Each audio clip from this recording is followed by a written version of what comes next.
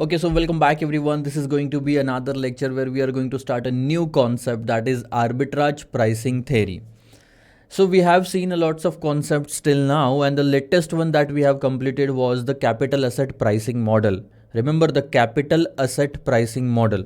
If we go to the charts, we will have an idea of where we are standing right now. So from the investor's point of view, there are two things, return and risk, that we need to discuss all the time in the portfolio management chapter. And if we shift to the return side, we have seen how to calculate security return without probability, security return with probability, then portfolio return, weighted average. Portfolio return is nothing but the weighted average. And then we saw what is capital asset pricing model. This theory says that you will get minimum this much of the return without taking any risk, and for taking this much of the risk, this beta, you will get this much of the premium. So this much of the premium multiplied by beta will be the securities premium.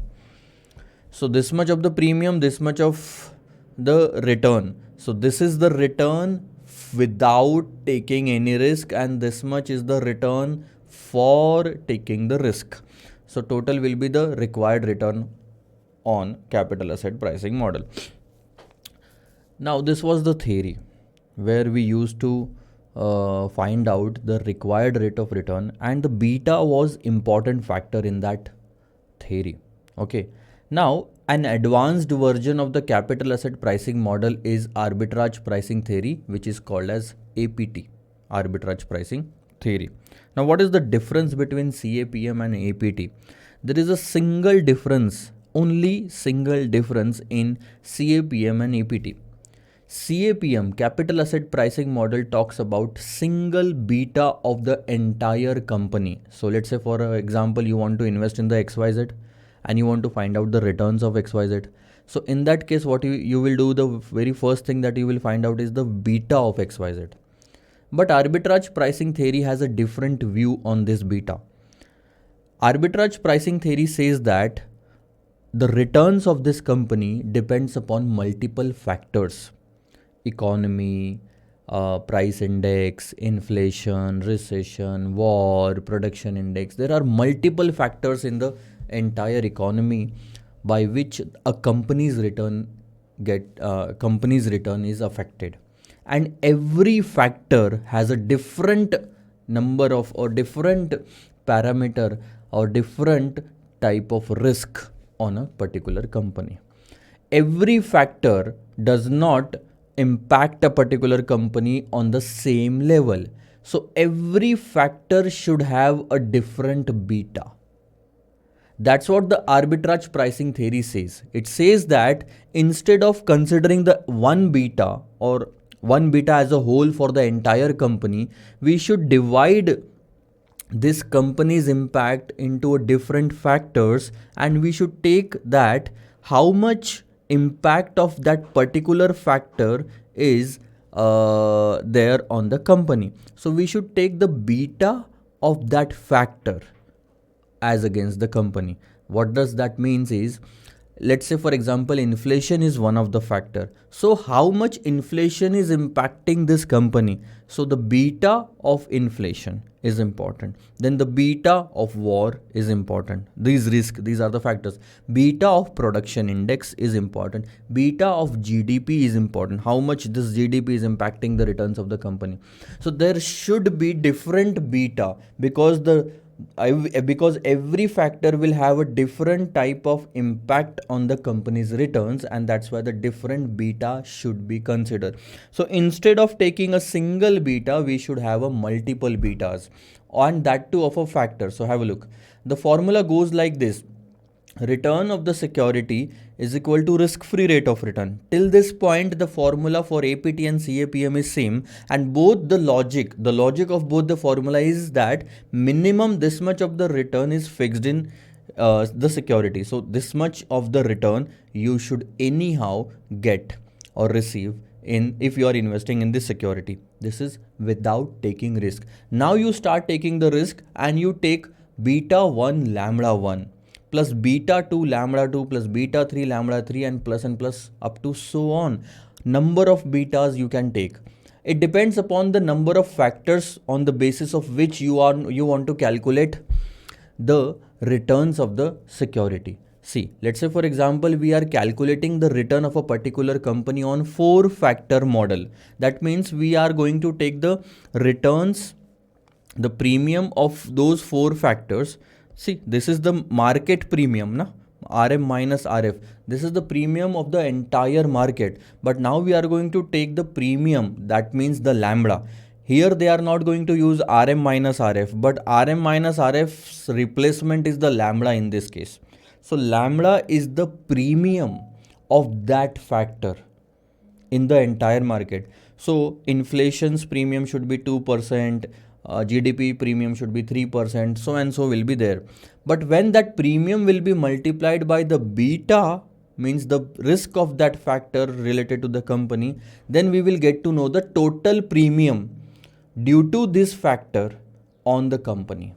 So let's have a look.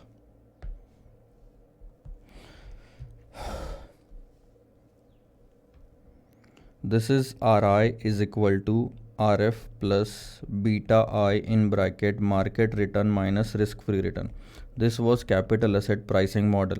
This was the premium that you should receive if you are investing from risk-free security to the market. Till this point, RM minus RF, nothing is related to the company that we are investing in. Any company you invest in, this RM minus RF will be constant. In the similar manner, Ri is equal to Rf plus beta 1 lambda 1 plus beta 2 lambda 2 plus and plus so on beta n lambda n. So understand the logic. This Rm minus Rf is equivalent to these lambdas. These lambdas independently have no relation with the company that you are investing in. This is the independent premium of factor 1 that anyone should receive if they are investing in this. If this is the independent factor of lambda 2, this is the factor 2, this is the independent premium of factor n. So if you are taking 4 factors, there will be 4 premiums of the 4 different factors. But when this independent premium of factor 2 is multiplied by the beta 2, that means this beta represents the impact of factor 2 on the company. So this beta pertains to the company, but it is related to factor 2. Impact of factor 2 on the company, that's why we call it as beta 2.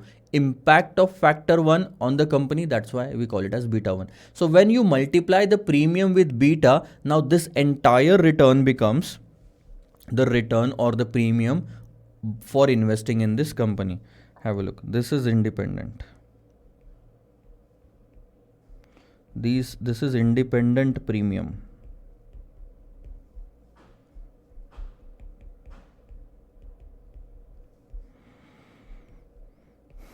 And this one, and this one.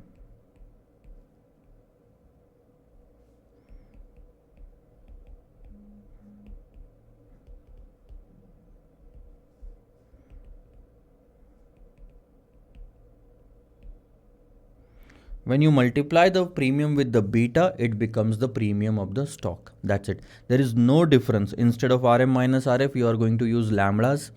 Lambda's value will be given in the question, or you will be given with the data to find out the lambda values.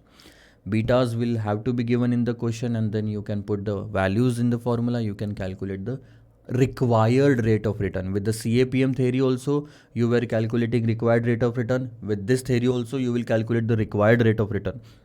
The only difference is this is singular in nature, this is plural in nature. It says use the beta of the entire company. It says beta, use the multiple betas of multiple factors to find out the required rate of return. So this is the more practical approach. This is more practical approach of finding out the required rate of return. More on this will be discussed in the coming questions. Now have a look.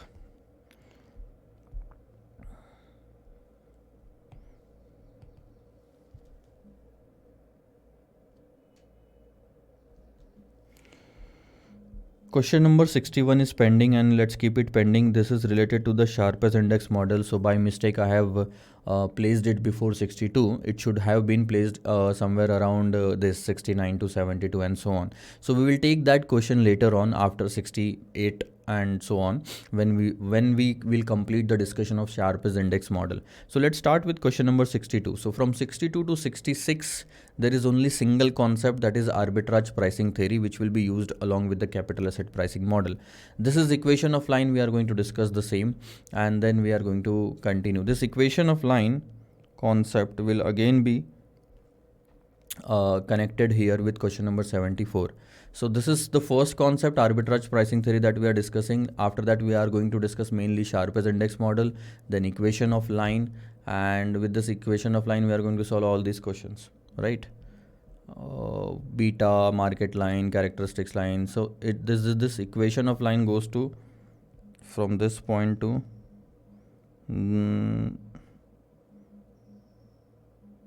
this point, right? Chalo, great. So let's start with question number 62 first.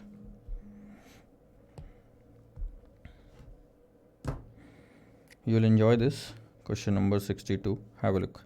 With the help of the following data, determine the return of security X. See, never in the question they will ask you to find out the return using arbitrage pricing theory. If it is given in the question, then it's your luck that they have clearly mentioned what kind of theory should be used. But be smart on this case. If they do not mention what kind of theory should be used, you should be able to understand or analyze the question in such a manner that it should strike to you that okay, here CAPM is not going to be used, here we are going to use arbitrage pricing theory. See, in the very first table you can see there are multiple factors given. There is no such thing called as factor in capital asset pricing model. So do not use the capital asset pricing model now. This is the market, growth rate of GDP and inflation. These are the three different factors. If we are going to calculate the return of security X, it will be calculated based on the 3-factor model. We will call it as a 3-factor model. Now, there are 3 factors and see underline risk premium associated with this factor. What do we call the risk premium as? This is lambda. So you need to understand the meaning of lambda. Only then you will be able to find out, oh, this is the lambda. Otherwise, the question is not going to give you, okay, take lambda 1 this, time lambda 2 this, and lambda 3 this. So this is going to be lambda 1, lambda 2, lambda 3. Okay. The beta 1, beta 2, beta 3. Now understand the meaning. This beta is of security X with respect to market, beta of security X with respect to growth rate, beta of security X with respect to inflation. So this beta is of companies with these factors. And the risk-free rate of return is given to you. This is very simple question. You need to create a 3-factor model equation. Let me just write down the equation here. According to arbitrage pricing theory, Ri will be equal to the minimum rate of return plus beta 1 lambda 1 plus beta 2 lambda 2 plus beta 3 lambda 3. Can you do that? Beta 1 is 8%. And now you just have to multiply this and total it. 4 with 1.3, 1 with 0.3, minus 4 with 0.2, and you will get the required rate of return. Here it is given. The required rate of return on this particular stock is 12.7%. Now understand, this is required rate of return. Okay. Now let's say, for example, actual rate of return is 13%. What do we how we are going to analyze this? We will say that actual return is greater than required return. Actual return is higher. When do you think the return will be higher? When the shares will be priced at a lower, the price of the share will be lower. And if the price of the shares are lower, we are going to call it as undervalued. And undervalued shares should be bought. This is the equation. So this was very simple question. Let's repeat this. Question number 63. Mr. Tamarind intends to invest in the equity shares of a company, the value of which depends upon different parameters as mentioned below. This is most important part. Factor. gross national product, inflation, interest rate, stock market index, industrial production. These are the factors due to which the company's stock gets affected, and that affection is given by this index, which is called as beta. So beta of this company with respect to GNP is 1.2 and so on. Then expected value in percentage, expected return we can say in percentage, and this is actual return in percentage. This was the oldest question on the arbitrage pricing theory. In this question they have not mentioned the premium of every factor, but they have given one thing, that how much should be expected, how much is the expected return from this factor and how much is the actual return from this factor. Now you can find out the lambda here. Lambda is nothing but actual return minus expected return. Sir, what is the logic of this? See, this is the question which has been asked in exam, and if you do not know the lambda, what best you can do with this question is this much only, actual return minus expected return. So your actual return is, let's say, 7.7 and you expected the same. That means there is no extra premium that we should receive from GNP. Take the second factor. Your actual return is 7%, but the expectation was only of 5.5. That means the premium that we should get is 1.5%. You can debate on this part, but there is no other way to solve this question. This type of question will surely come in exam, where you will get confused how to find out a particular value. But at that time, the only thing that you need to do is what best you can do with the question's data. That is what I feel I can do. I can just deduct this actual percentage in minus expected percentage to find out the extra return that we are actually earning, and to call it as lambda, that is the premium. So the premium for this will come to 1.25, the premium for this will come to 2%, and the premium for this will come to 0.5. These are the lambdas for all the 5 factors. Now this return that we are going to calculate the return of the share under arbitrage pricing theory. Even if they would not have mentioned, arbitrage pricing theory word, we would still have used the same arbitrage pricing theory, and we would have called it 5-factor model, because the return of this share is now being calculated using 5 different factors. What exactly you have to do? Sir, it's very simple. Ri is equal to Rf plus lambda 1 beta 1 lambda 2 beta 2 plus lambda 3 beta 3 plus lambda 4 beta 4 plus lambda 5 beta 5. You have all the betas, you can put it in the betas place. You now have all the lambdas and the risk-free rate of return. Now put the values in the formula and you will get the answer. The only thing that you needed to learn in this question was how to calculate the lambda. There is no such logic or formula in the syllabus. Please understand, there is no such formula in the syllabus to find out the lambdas. This lambda in this question has been calculated based on this information, and that was the best we could do. That's why we calculated this premium. Okay, are you okay with this? See, actual percentage minus expected is the difference. We will call it as lambda. Lambda is the risk premium. Premium means the extra return, and we can easily say that if I am earning 7 and expected was only 5.5, so extra return is 1.5. So this will become lambda when multiplied with the beta. This will be 17.41, and the only thing that you need to add in this is a risk-free rate of return. Okay, already added. So the only thing that you needed to add here was the risk-free rate of return, 8.16 plus 9.25, and you got the return under APT. Now please understand, this is again a theory. So this is a theoretical return, or you can say required rate of return, which will be compared with the actual return, and then you will find out whether the shares are undervalued or overvalued, and then you will take the decision of buy and sell. This is how the things will go, and this is how the use of APT is. APT, CAPM, any kind of a theory. The theory will give you theoretical return, which is then compared with the actual return, and then that actual return is analyzed whether it is over, under, or correctly valued, so that we can take the decision of buy, sell, and hold. Now this is another question, question number 64, interesting one. Assume that the following one factor model, that means the returns of the securities have been calculated based on a single factor. It is as good as CAPM because CAPM also has a single beta. The moment you read such type of words, one factor model, make sure you write down APT as a word above that or below that or nearby that. This will help you in revision, that the moment you will revise or come to this question, it will strike to you that okay, we have to use the arbitrage pricing theory.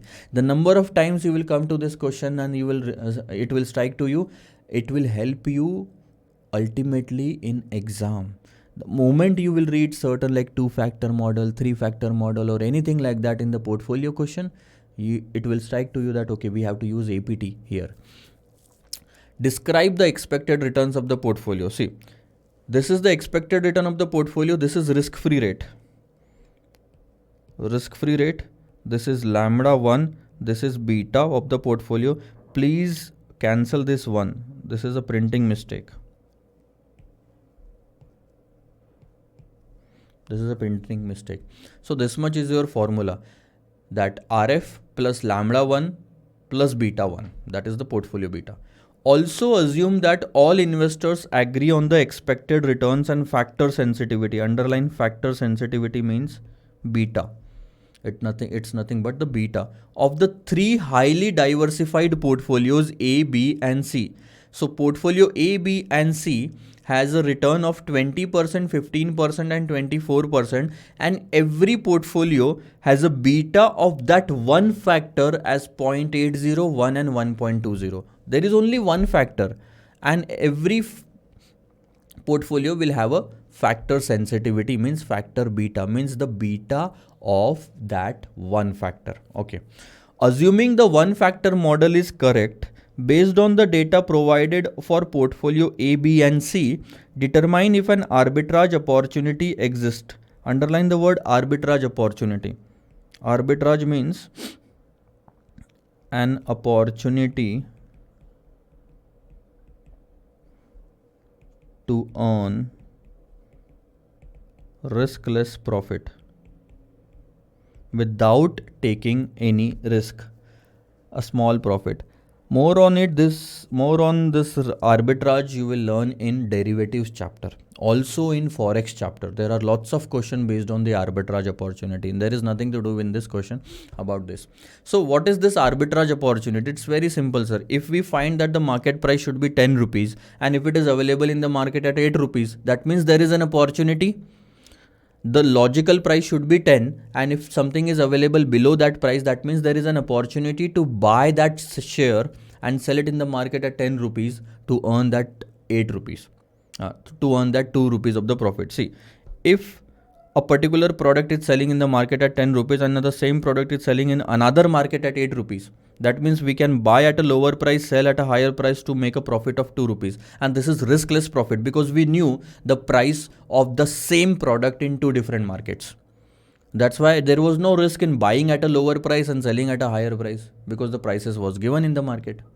This is called as arbitrage opportunity. Okay. So we have to find it out. What does that mean is very simple. We have to find out which of the portfolio is undervalued and overvalued. If any of the portfolio is undervalued, we can buy that portfolio and make a return, earn something. That is our arbitrage opportunity. If there is a overvalued portfolio, we will have to sell it. So the only thing that you need to find out is actual returns or expected returns are given to you. The only thing that you need to do is calculate the required return. And in this question, required return can be calculated using CAPM and APT and all that thing. But in this question, factors are given. So the only method that you are going to use is arbitrage pricing theory. Risk-free rate plus beta 1 lambda 1. Risk-free rate of 10% is already given to you here. And the lambda 1 is also given to you, that is 12%. The only thing that you need to change is the beta 3 times in this equation. So you will get 3 different returns, which is called as required return. Just place this beta 0.8, 1 and 1.2 in this equation 3 times. You will get 3 different returns, which will then be compared with the expected return. See, 0.10 plus lambda into beta. risk-free rate plus lambda into beta, risk-free rate plus lambda into beta. So we have three different returns. This is called as required return. This much is the return that we need. Now let's analyze. We are expecting that we will earn 20% in security A, but the requirement is only 19.60. This means that the expected return is greater than required return. What does that means is that returns are higher. Am I right? It means returns are higher. Why the returns will be higher? Because share prices are lower. And if the share prices are lower, we can call it as undervalued. And the undervalued items should be purchased, bought. This is our arbitrage opportunity. Okay, the next thing. 15% is expected and the required was 22%. So our actual return that we are expecting to earn is way less than the required return. That means why the returns are less? Less returns means higher price at which you are buying the shares. It means overvalued. Similar is the case in the third part. 24 is expected, 24.40 is required. So our return is lower. Lower return, higher price, overvalued, sell it. Pretty much good question. Question number 65 now. You are going to enjoy this one as well. This is where you are going to learn something good. Mr. Kapoor owns a portfolio with the following characteristics. Have a look. Security X, security Y, and risk-free security. There are three things in the portfolio. 3 or 2 maybe. Factor 1 sensitivity. Underline the word sensitivity and write down it is nothing but the beta. So beta of factor 1 related to security X is 0.75. Beta of factor 1 related to security Y is 1.5. Factor 2 beta for security X and Y are also given to us, and the return of security X, security Y, and risk-free security is 0. You can clearly see that the beta of factor 1 and 2 for risk-free security is 0 because it is risk-free.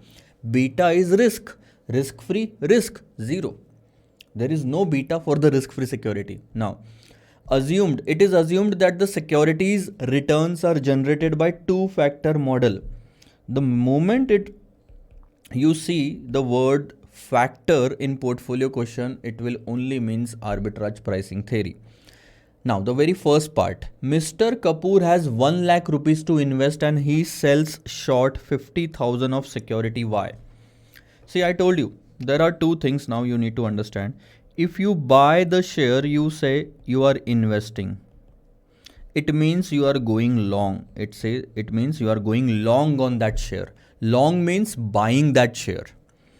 If you sell a particular share, that means you are you are divesting first of all, or we can say you are borrowing. This is where we say we are going short.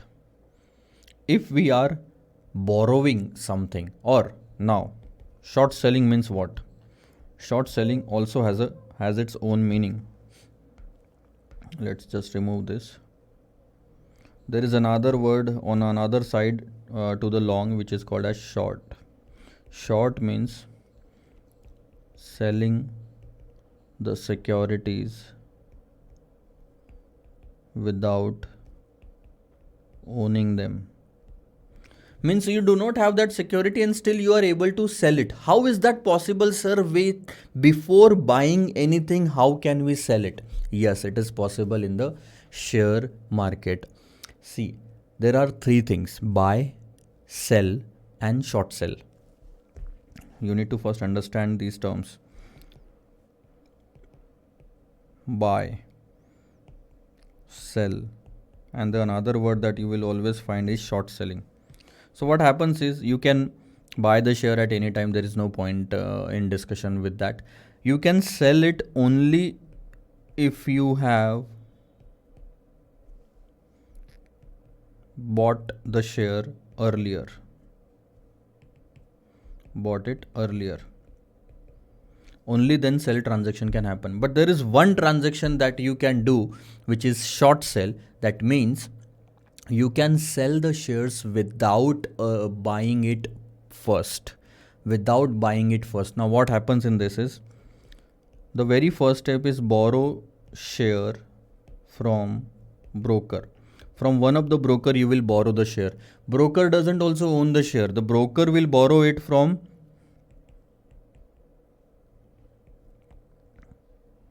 current owner, anyone in the market, and we do not want to know the name of that person or who the investor is. We will, the broker will borrow the share from the current owner who has actually purchased it. Okay, so there are 5 shares, let's say 5 shares uh, current owner is holding for a particular stock. Now out of that, 3 shares are borrowed by the broker, and then this broker has given us those 3 shares. The moment we have borrowed it, the next step that we are going to do is we will sell it to the new buyer. So we becomes a seller here. Okay, we becomes a seller here. But please understand, this share was not our own property. So it's our responsibility that by the end of the day, by the end of the day, what will happen? We will buy the share from the market, hand it over to broker, and that broker will give it to the current owner. Current owner means owner, or we can say the one who lent his shares. We will call him lender.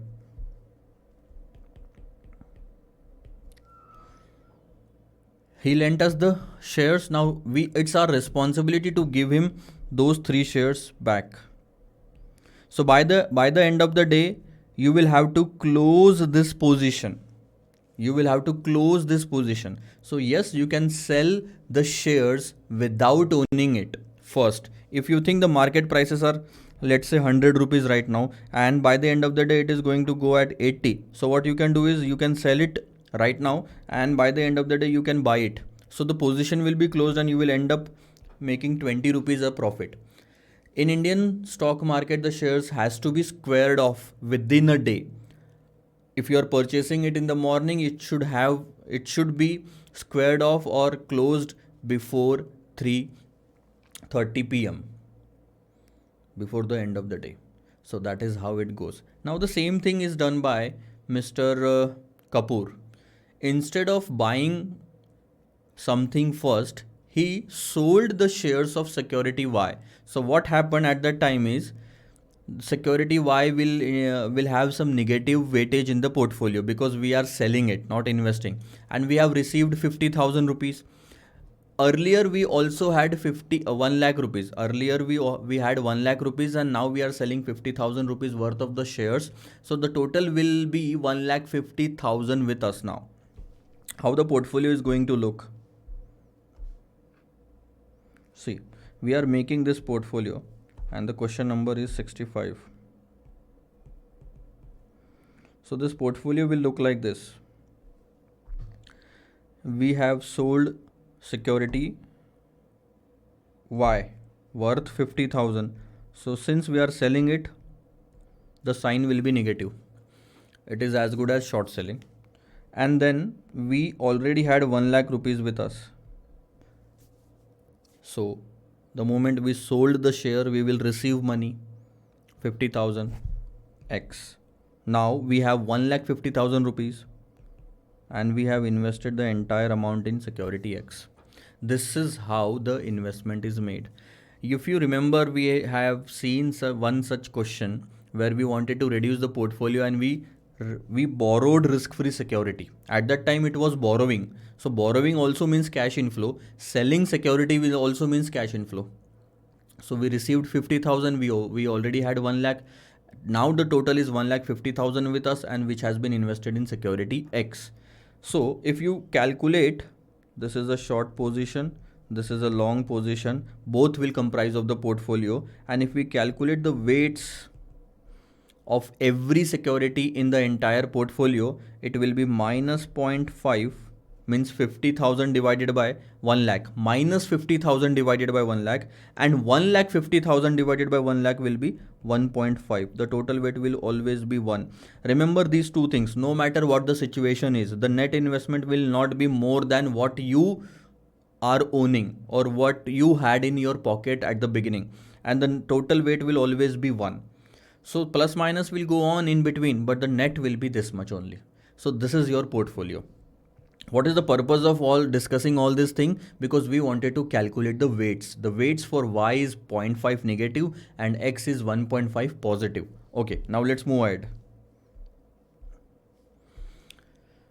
And we have invested 1,50,000 in security X. That's okay. What is the sensitivity? Sensitivity means beta of Mr. Kapoor's portfolio. So what they are asking, portfolio beta of 2 factors. How do we calculate portfolio beta of 2 factor? Yes sir, we can calculate it easily. There will be 2 different portfolio betas. Portfolio beta for factor 1, portfolio beta for factor 2. There will be 2 different answers. So first you are going to take this beta, multiply it with the weights. Then you are going to take these betas, multiply it with the weights. You will get the portfolio beta. Have a look. The answer to the first part will be like this. Portfolio beta is equal to summation of weight I beta I. We know this formula, weighted average. That means weight of factor 1 beta of factor 1, or we can say weight of x beta of x plus weight of y beta of y. So let's take the factor 1 beta sensitivity. So now weight will remain same. For x it is 1.5. What is the factor 1 sensitivity? Means factor 1 beta for x. It is 0.75. 0.75 plus the weight of y is minus 0.50 into beta of y for factor 1 is 1.5. See, 1.5. These two will be multiplied with the weights. And the answer will be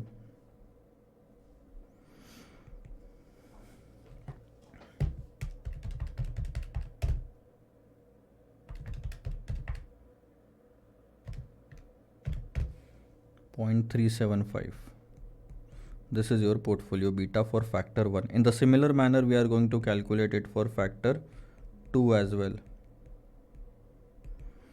The only thing that will change here is the beta. Weights will remain same. The beta of factor 2 will now be taken. Factor 2, 0.6 and 1.1. 0.6, 1.1.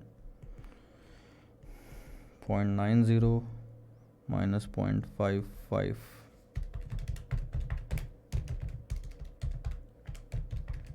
So the answer will be 0.35.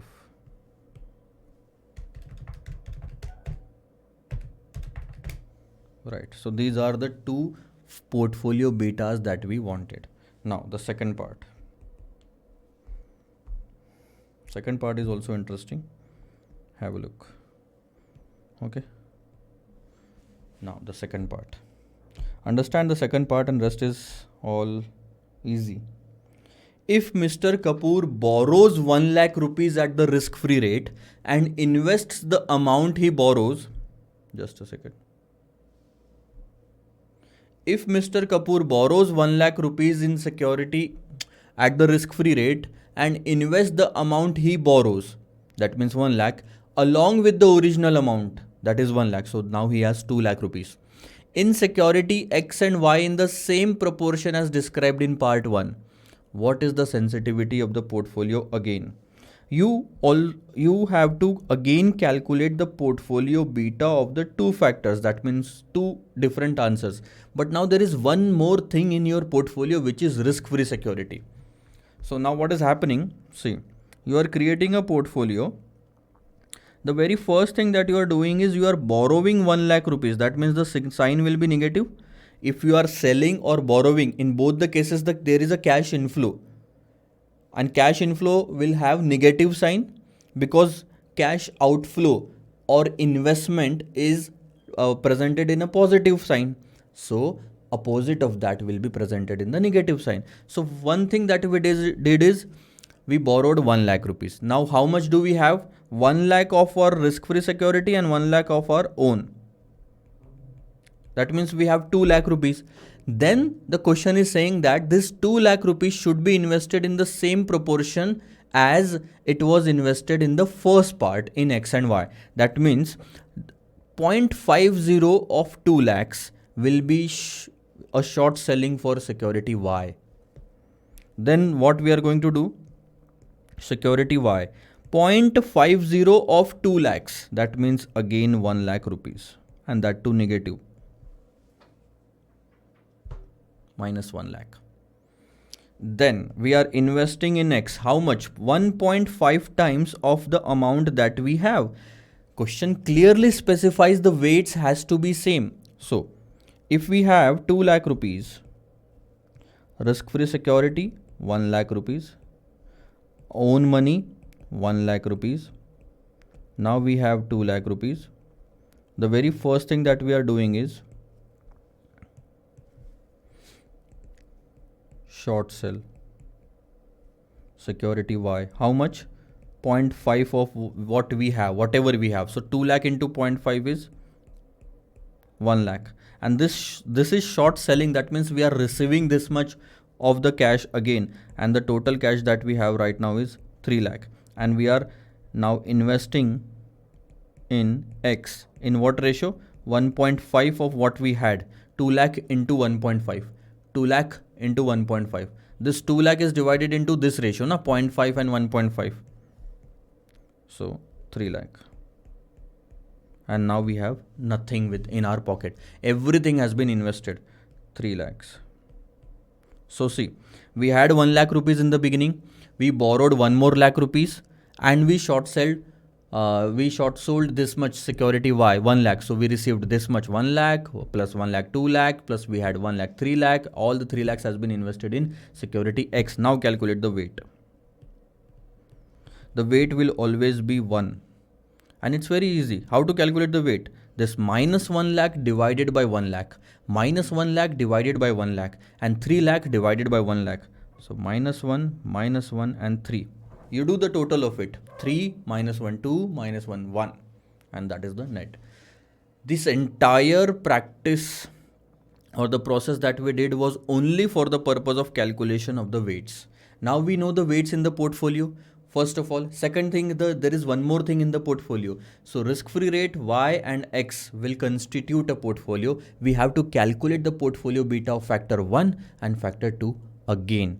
How is it going to look? Portfolio beta.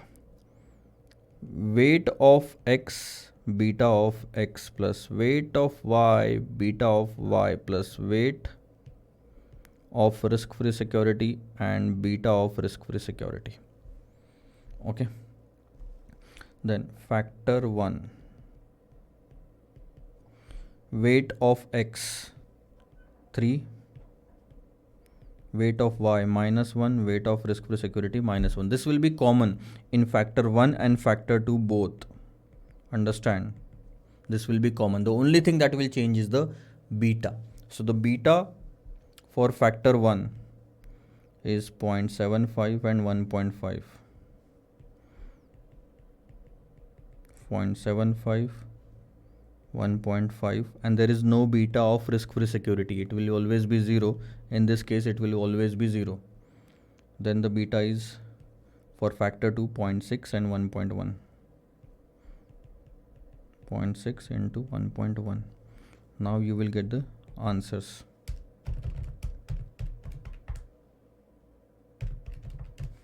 That's 0.75.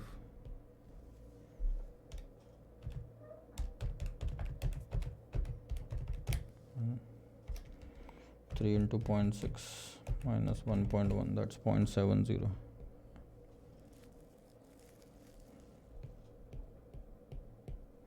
That's it. This is your answer. 0.75 point. Remember these weights, 3 minus 1 minus 1. That's it. Now, this was the answer to the second part. What is the expected return premium of factor 2? Underline the word expected return premium. They are asking nothing but the lambda 2. They are asking nothing but lambda 2. How to calculate the lambda 2?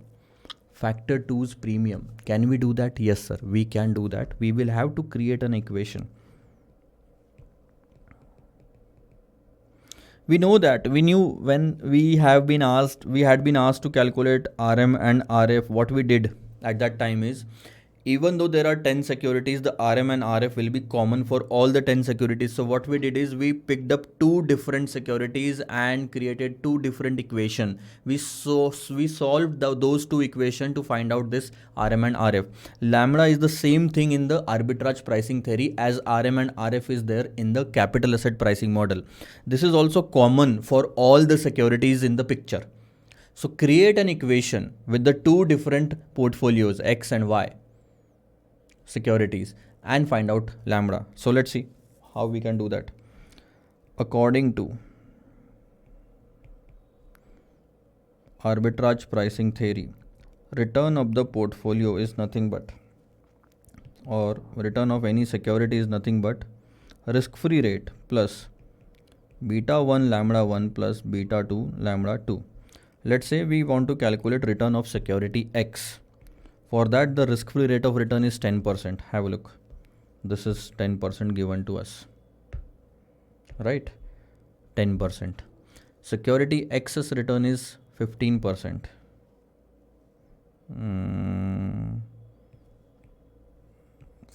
Let's say for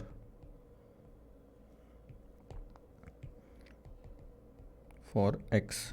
So 15% is the return for the security, 10% is the return for the risk-free.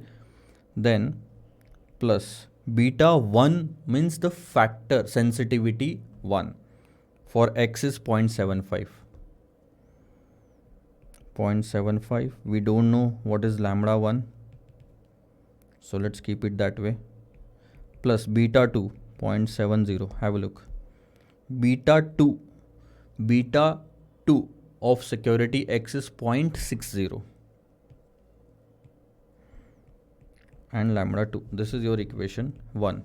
Let's do it for security Y. The return of security Y is 20%. So 20% is equal to risk-free rate plus what is the beta of factor 1? 1.50 lambda 1 plus beta of factor 2 1.10 lambda 2. Have a look. 1.50 1.10. Okay, are you okay with this? Now this is equation 2.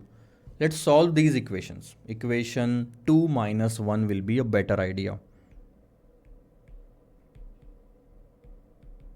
So 20 minus 15 will be 5. 10 minus 10 0 plus this will be 0.75 lambda 1 plus 1.10.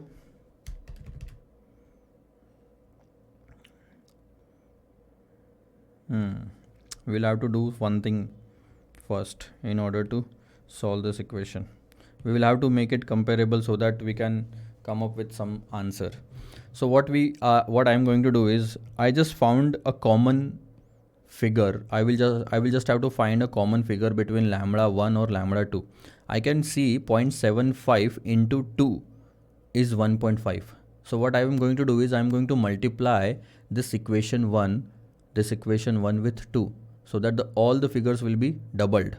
See, equation 1 multiplied by 2. This is what we used to do in mathematics. So it will look like 30, 15 into 2, 20 plus 1.50 lambda 1 plus 1.20 lambda 2. Now this is going to be equation 3. Now deduct equation 3 and equation 1. So this third equation will be deducted. This equation will be deducted from the third one. So 30 minus 20, 10. 20 minus 10, 20 of the risk-free return here and 10. It becomes 10 plus 1.5 lambda 1 minus 1.5 lambda 1 becomes 0 plus 0.10 lambda 2. Am I right? Now this 10 will go on this side. It will be 0 is equal to 0.10 lambda 2 and the lambda 2 will be 0.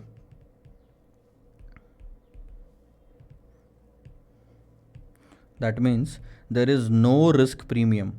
There is no risk premium for the lambda 2. Even if you are bearing the risk, bearing the risk of 0.6 or 1.1 for factor 2 in your security, still you are not getting any premium for lambda 2. That means the entire premium is being received through lambda 1 only. The premium that we are getting, see, 10 plus 5% will be 15, na?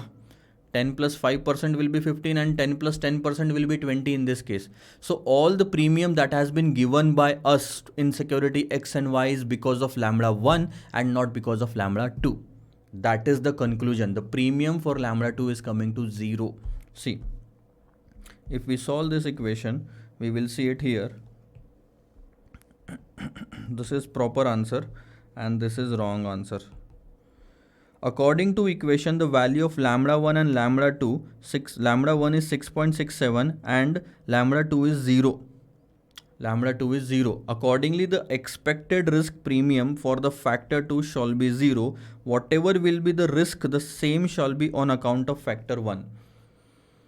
You solve this equation. What we did is we created this equation 1 and 2, then we multiplied this equation with 2 and then deducted it from equation 2. We found that lambda 1 gets cancelled automatically and lambda 2 comes to 0. And lambda 2 comes to 0 means there is no premium. Please underline this and write down. It means there is no premium given by factor 2 for bearing the risk of factor 2. Entire premium is only because of factor 1. We are not receiving or gaining any kind of a return for taking the risk of factor 2. Another word.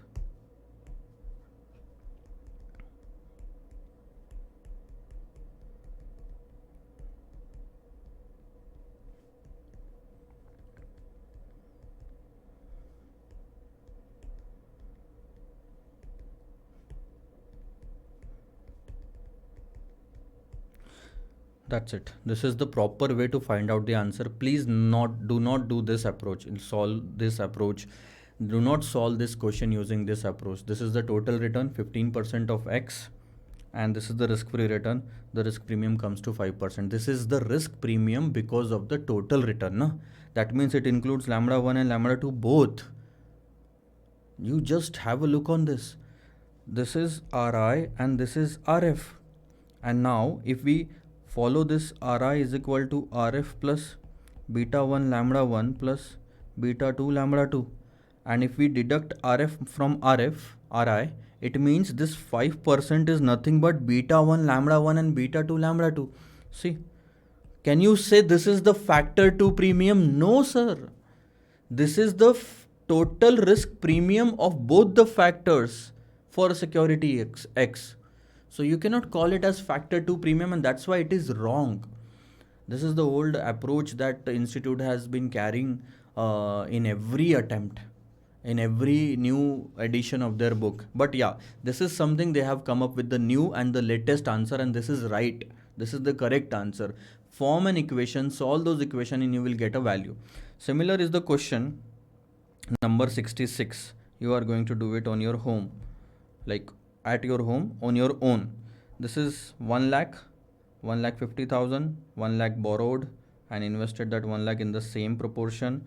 So, and what is the risk premium of the factor 2? Exact same question, 65 and 66. So you are going to solve this one for practice. Let's start with this new question now. Question number 67. An investor has two portfolios known to be on a minimum variance set. See, underline this is very important. There are two portfolios. Investor has invested into two different portfolios and both of them are having minimum risk. For a population of 3 securities A, B and C having below mentioned weights. Okay.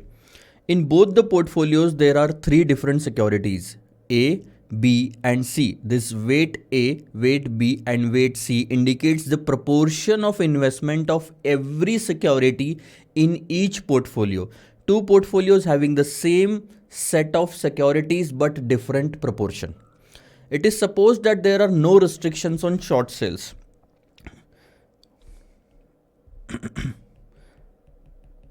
Not important in this question. If you want to carry some negative weight in a portfolio, we can do that. It means we can short sell any security at any amount. But as such, this is not required in this question.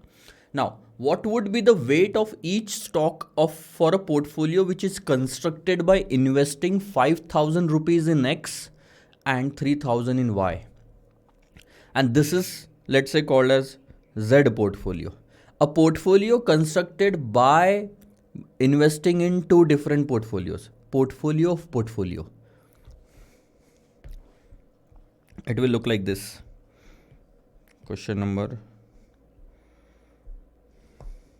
67. So this is portfolio A, B, C, 30, 40, 30. Or let's write down like this: A, B, C. The weights are 30, 40 and 30. Portfolio X. How much amount has been invested in X? 5,000. Excuse me. So it comes to 1,500. 5,000 into 30%, 2,000 and 1,500. Am I right? Then portfolio Y. Portfolio Y has a weight of 20, 50 and 30. And how much we are investing in Y? 3,000. So 3,000, 20% of 3,000 will go into 600. That is 20% of 3,000 will go into A, 50% of 3,000 will go into B, and 30% of 3,000 will go into C. So we have total weights of total amount invested in ABC as this. Now we are creating a portfolio Z which will have 8,000 rupees, out of which in 5,000 invested in X and 3,000 in Y. Now can I say that the total investment of the Z portfolio is nothing but 2,100 in A, 3,500 in B and 2,400 in C, and the total is 8,000 rupees. Am I right? The total is 8,000 rupees. This 8,000 rupees has been invested in such a manner. So this is a portfolio of two different portfolios in which ABC are the securities. Now let's calculate the weights. It's very easy. 2,100 divided by 8,000, 3,500 divided by 8,000 and the same thing. So 26.25%, that is 0.2625, 0.4375, 0.30. So these are the final answers. The question asked us what will be the weights of each security in the new portfolio. Now understand this thing. The weight of each security A, B and C in the new portfolio which has been constructed by investing 5,000 rupees in X and 3,000 rupees in Y. So these are the final answer: 26%, 26.25, 43.75 and 30%. Are you okay with this? Let's move on to the next part. Suppose the investor invests 4,000 out of 8,000 in security A. Now this is a condition. Out of that entire 8,000 rupees, you will have to invest half of it in security A. And how he will allocate the balance? How much is the balance, sir? Balance is 4,000 rupees. 50% is the weight allocated to security A. That's a constraint. And balance 50% has to be allocated between security B and C. So we have to find out what should be the weight of security B and C in this portfolio. But one thing we have to make sure is that the portfolio should be on a minimum variance set. The risk of the new portfolio that we are creating should be on a minimum variance set. Now, we have gone through this particular wordings before that also at the start of the question. It means portfolio X and portfolio Y has a specific characteristics. What is that? It is having minimum variance or minimum risk, both of them, right? So what we want to do is we want to make sure that the new portfolio that we are creating also specifies the same characteristics. So we want to basically transfer or copy the characteristics from those two portfolio to the new portfolio.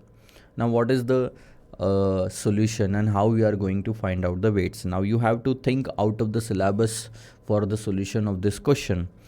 There is something that you have learned already in the school days which is called as equation of line. If you have gone through this particular statement, then yes, this is what we are going to use. Y is equal to mx plus b. This is a universal statement for the equation of line, and it is used in various kinds of theories and like lots of applications. But majority of the application of this equation is in the science stream. This y is equal to mx plus b has a special characteristics, has a special feature that if we calculate the equation, if we derive the equation from a particular population, let's say if there is a particular population and we apply this equation on this population, so the resulting equation will also specifies the same characteristics. That is what the benefit of this equation of line is. This equation of line is divided into these four parts. Y and x are the unknown variable, and m is the slope, b is the intercept. Don't worry about the slope and intercept thing. This is not required in your SFM. The only thing you need to understand here is, if the equation of line is like this, y is equal to mx plus b, then this m and b are constant and this x and y are unknown variable. What does that mean? That means you are going to apply this equation on a set of a population and derive a formula out of it. That formula will be like this, will look like this. Let's say y is equal to 3x plus 0.5. That means the 3, that is m, and b, that is 0.5, will be known to you and it will be constant all the time. Now you can apply this formula to any set of population, and that new set of population will represent the characteristics of the previous set of population. And that's what we want. What we are going to do now is we are going to apply this equation. We are going to apply this equation on a portfolio which was already on a minimum variance set, that is x and y. And then we are going to derive a formula that will be called as equation of line, which when applied to a new portfolio will also represent same characteristics. Which kind of characteristics? The minimum variance. This portfolio was on minimum variance, right? The characteristics of this portfolio, these portfolios, minimum variance. This characteristics. See, I'm repeating. This is the equation of line which we are going to apply on portfolio X and Y, which are already on the minimum variance.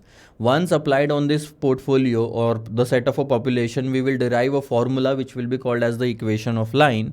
This formula can be applied to any type of a portfolio, and that portfolio will represent or will be deemed or will be assumed as applying or representing the same characteristics as that of the old portfolio. It's like these two are mother and father, and this is a new baby born out of that population. So this is nothing but the formula for that. Consider this in this manner. Consider the entire situation in this manner. I'm repeating the sentence. This is mother, this is father, and this particular new portfolio, the new baby, is a baby of these two. So basically, the characteristics of these two guys will be represented by the new baby as well. Okay, so let's move ahead and start our answer. If we apply on portfolio, see, the basic equation for the entire world is y is equal to mx plus b. Okay, and now we are going to change it according to our requirement. So what we are going to do, we are going to take y as weight of b.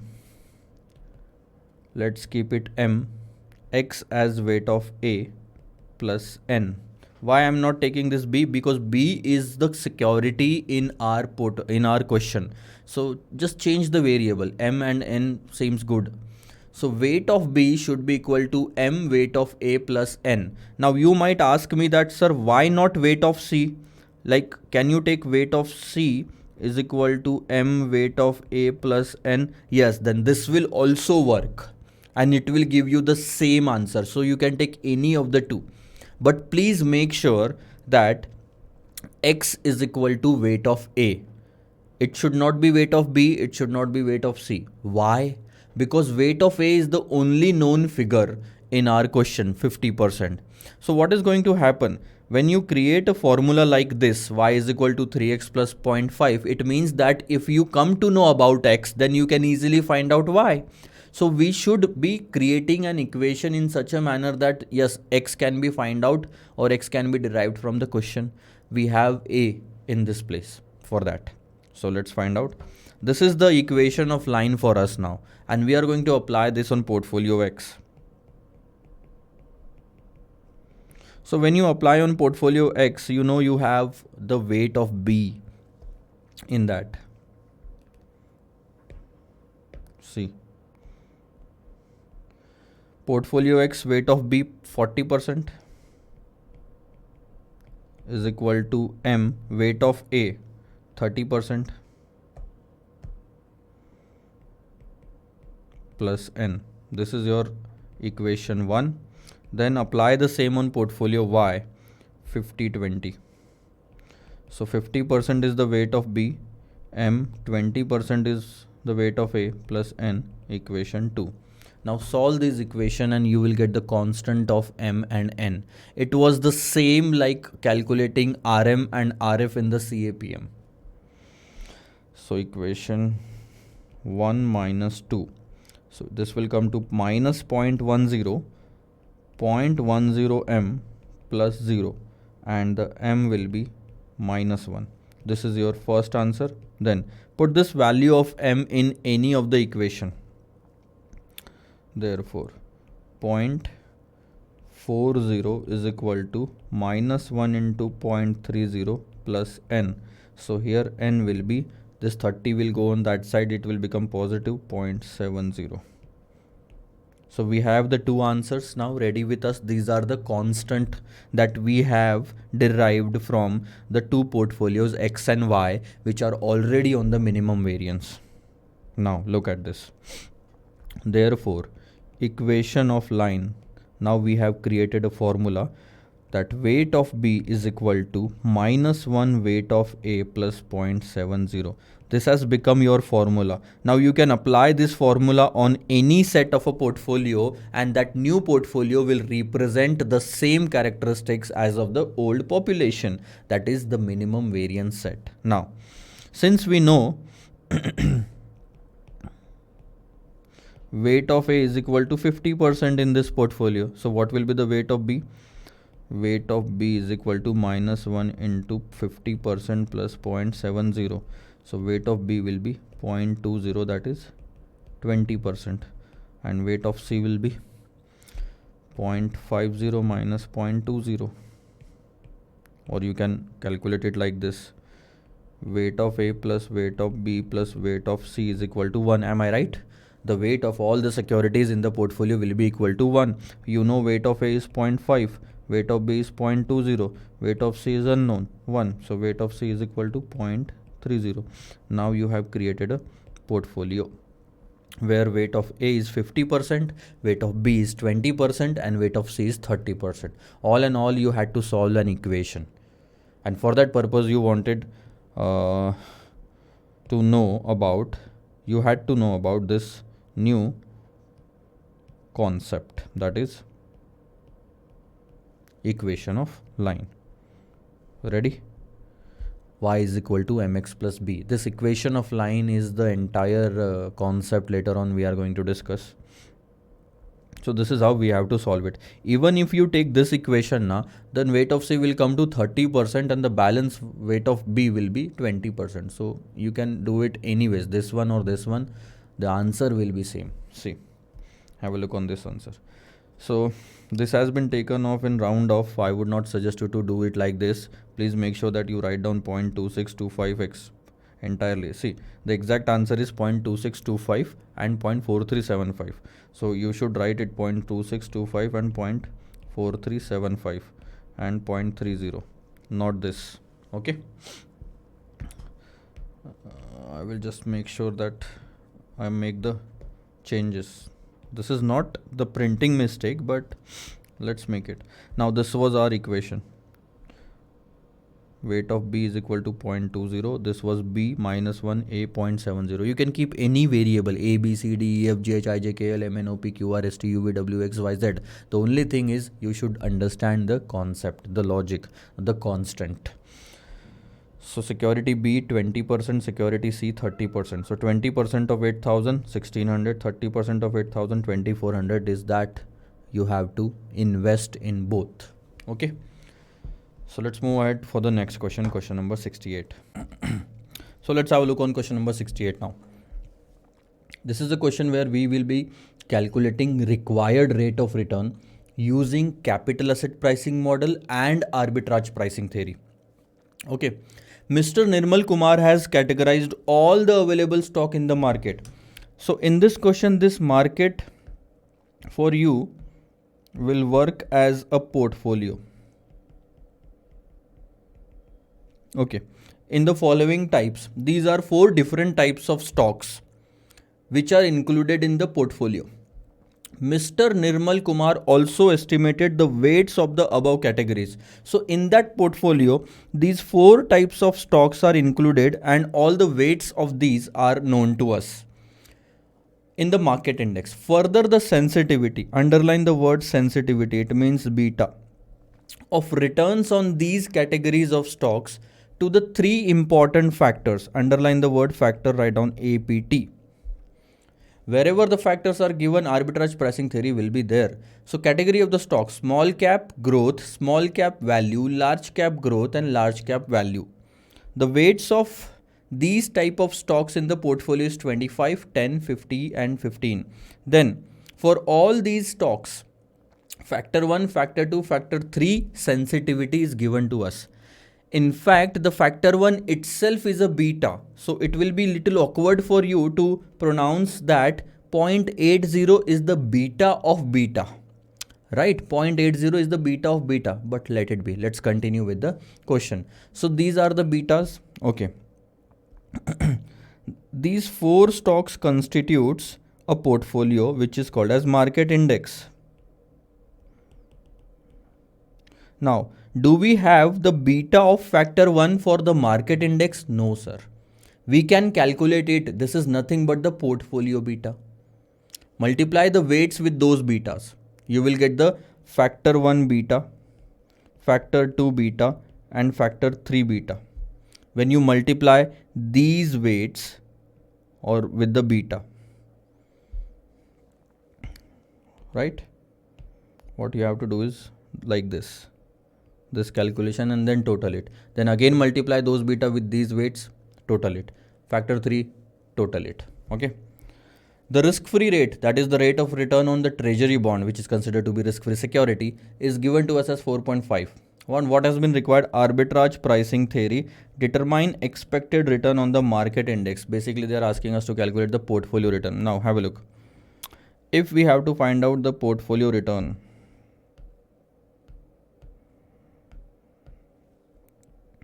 there are 2 different ways. You can calculate directly through APT, you can calculate through the basic understanding, that is weighted average of the returns. Okay. Now there is a formula for APT. Ri is equal to Rf plus beta 1 lambda 1 plus beta 2 lambda 2 plus beta 3 lambda 3. When you want to calculate through summation of weight I Ri, the formula will be Ri or Rp you can say is equal to weight of first, these are four types of stocks, right? 1, 2, 3, 4. Just because of the space I will write down it like this: weight of 1, return of 1, plus weight of 2, return of 2, plus weight of 3, return of 3, plus weight of 4, return of 4. Now understand what are the data which is already available with us in this question directly. We have RF, we have lambda 1, lambda 2 and lambda 3 as well. Have a look. This risk premium is given for factor 1, factor 2 and factor 3. This is nothing but the lambdas. Okay. So we can have it. Now the only figure which we do not have is the betas. Beta of the portfolio. We have to calculate that, and the formula for this is nothing but weight and beta.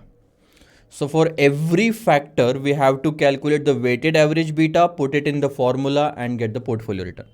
Otherwise, if you go with the second method, then you have the ready data with you is weight of all the 4 stocks.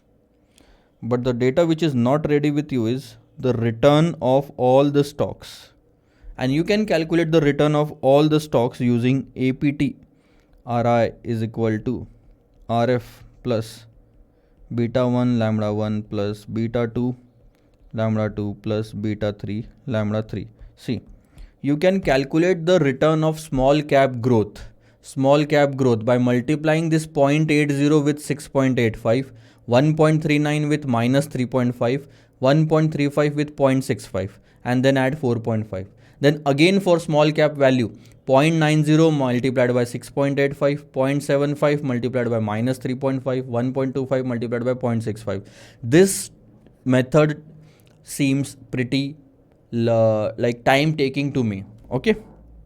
So I will not suggest you to go with this, but instead suggest you to go with this.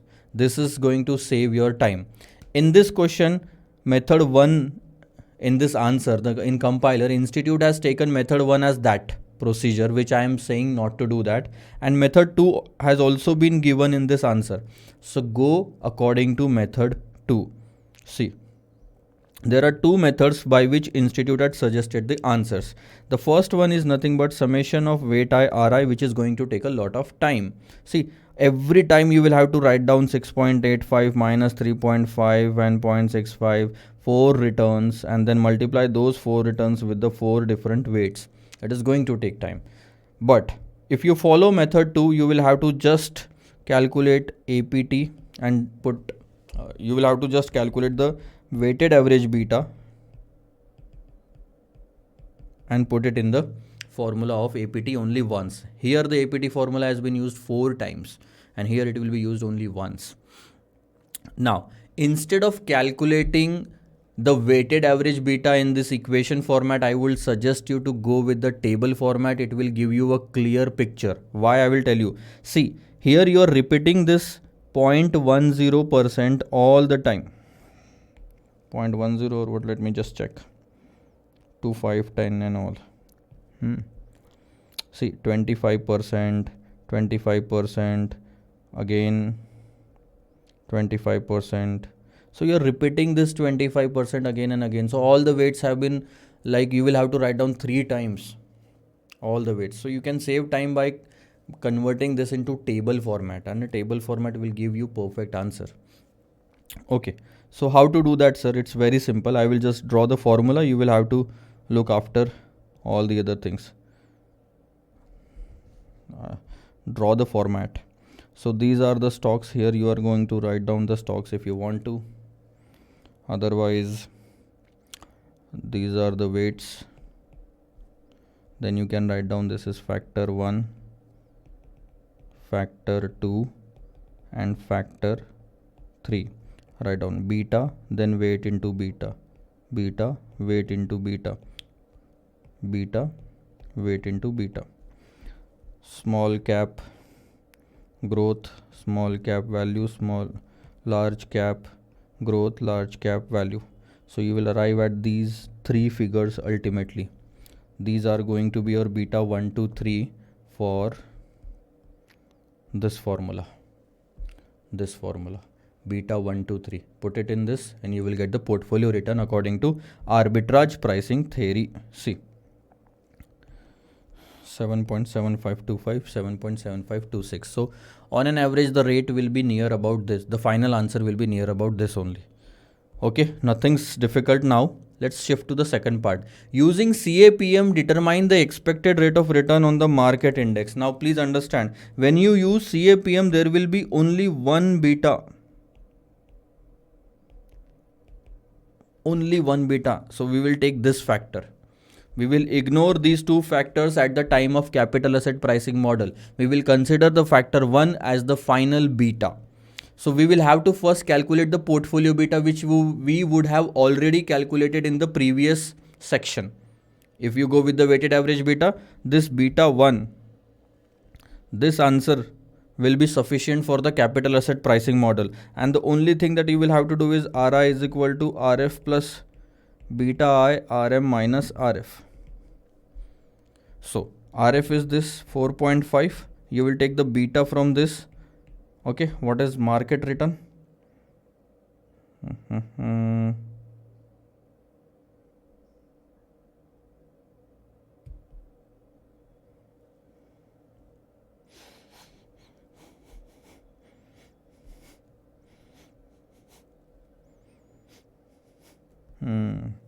You will not get the market return, but yeah, instead there is one thing that you can consider. If you are taking this one as a factor, the beta, then you will take Rm minus Rf as 6.85.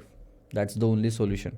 So instead of this Rm and Rf different figures, you will take 6.85 and your answer will be ready. See, because you went with this method in the first calculation, the second method becomes very easy for you. In the second part also, when you calculate the portfolio return, understand, in the second part also you have two different ways to calculate it. You can go with the weighted average return and you can go directly with the CAPM. See, in the institute's answer you can clearly see they have calculated the CAPM return 4 times. There was no need to do that. There was no need to do that. Instead of doing this much of the equation, I can just easily find out with this formula, Rf plus beta 1 in bracket Rm minus Rf. So I will just show you. Rf is 4.5 plus beta 1 is not given to you. Now see, when you will calculate it in the table, I will just show you. In the table, this will come to 1. Beta of the portfolio comes to 1. This the total of this one. And you will write it here. 1 into 6.85. When you do the total, 6.85 plus 4.5, it will be 11.35%. That's the most appropriate answer as compared to this. See, now you tell me whether you want to write down all these things or just summarize it in 3 different steps. 3 steps: formula, values, final answer. This is how the capital asset pricing model will work. Now the third part, it's very easy. Third part, Mr. Nirmal Kumar wants to construct a portfolio constituting only the small cap value. Small cap value means this one. We want to create a new portfolio in which we will include this stock and large cap growth stocks, and the target beta of the portfolio should be 1. See, only 2 different stocks: small cap value, large cap growth, and the target beta is 1. So beta is this. Am I right? Beta of these 2 factors. Once the APT model is completed, the different factors doesn't matter to you. So we can just ignore all the other factors. Let's calculate a portfolio weight of the portfolio in each of the stock. Third part. See, we need a portfolio beta. Beta 1 weight 1 plus beta 2 weight, or instead we can write down like this: beta of small cap value, weight of small cap value, plus beta of large cap growth, weight of large cap growth. Am I right with this formula? Weighted average portfolio. The target beta is 1. Let's take the small cap value beta 0.90, weight of small cap value plus beta of large cap growth is 1.165. 1.165 into, can I write down weight of large cap growth as 1 minus weight of small cap value? Why? Because there are only two types of portfolios in this, two types of securities in this portfolio. So if the weight of first one is weight of SCV, the second one will be 1 minus weight of small cap value. Let's solve it.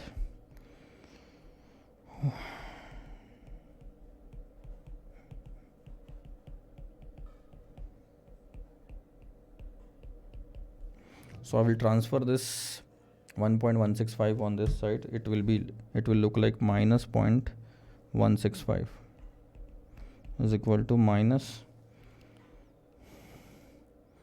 0.265 weight of small cap value. So weight of small cap value will be 62.26% and weight of large cap growth will be 37.74%.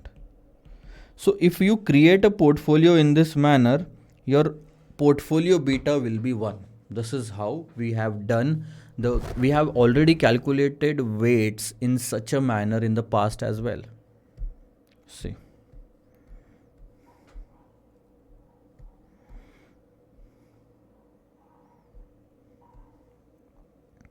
(62.3, 37.7). Just keep it in the question. X1 1.165, 1 minus x1, and keep solving the question. You will get the weights here. It was easy question, although time taking, but interesting as well. Now from question number 69, let's have a look on the concept sheet. We have already completed till question number 68, except for the question number 61. So see, question number 62, 3, 4, 5, 6, then 7 and 8. All the questions were on arbitrage pricing theory, equation of line, CAPM and arbitrage pricing theory. Now we are going to shift to Sharpe's index model. From this point onward, till this point, we are going to solve some questions on the Sharpe's index model. But before that, we need to understand the formulas of the Sharpe's index model. We have seen the formula of capital asset pricing model, right? For return. Arbitrage pricing theory for return. But for Sharpe's index model, there are two formulas, one for return and the other one for risk. And it is going to be an interesting part. Let's have a look on the Sharpe's index model concept. Single index model, or we can say Sharpe's index model, SIM. You can call it as Sharpe's index model. Right? Or it can also be called as single index model. Okay, let's see. Now there are two different formulas that we are going to learn. One formula will be for risk and the another one is for return, and it's pretty simple. Just focus on the concept.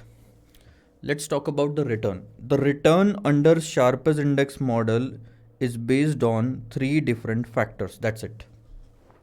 Sharpe's index model is another theory which specifies what should be the required rate of return of a particular security.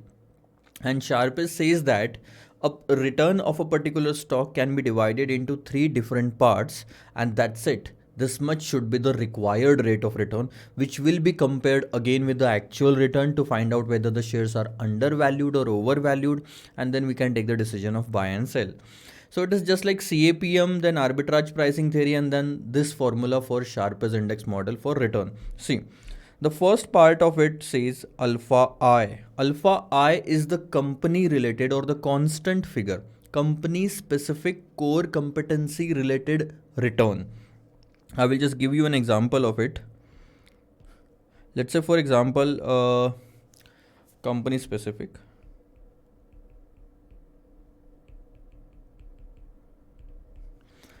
For example, Apple. Apple also sells laptop, okay, and Dell is also selling the laptop. So what is the difference between these two? Obviously, the quality of the laptop is altogether different, but what kind of benefit do you think Apple has with their laptops? They have their own operating system. Dell is using someone else's operating system, that is Windows.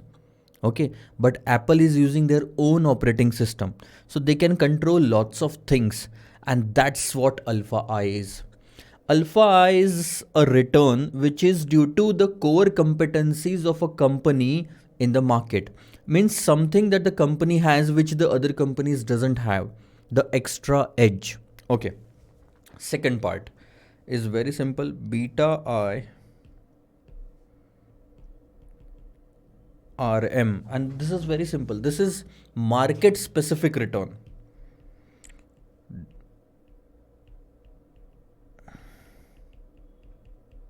Do you remember the fact when we used to talk about that if the market is going up by 10% and the beta of the stock is 1.2, then the stock's return should be 12%.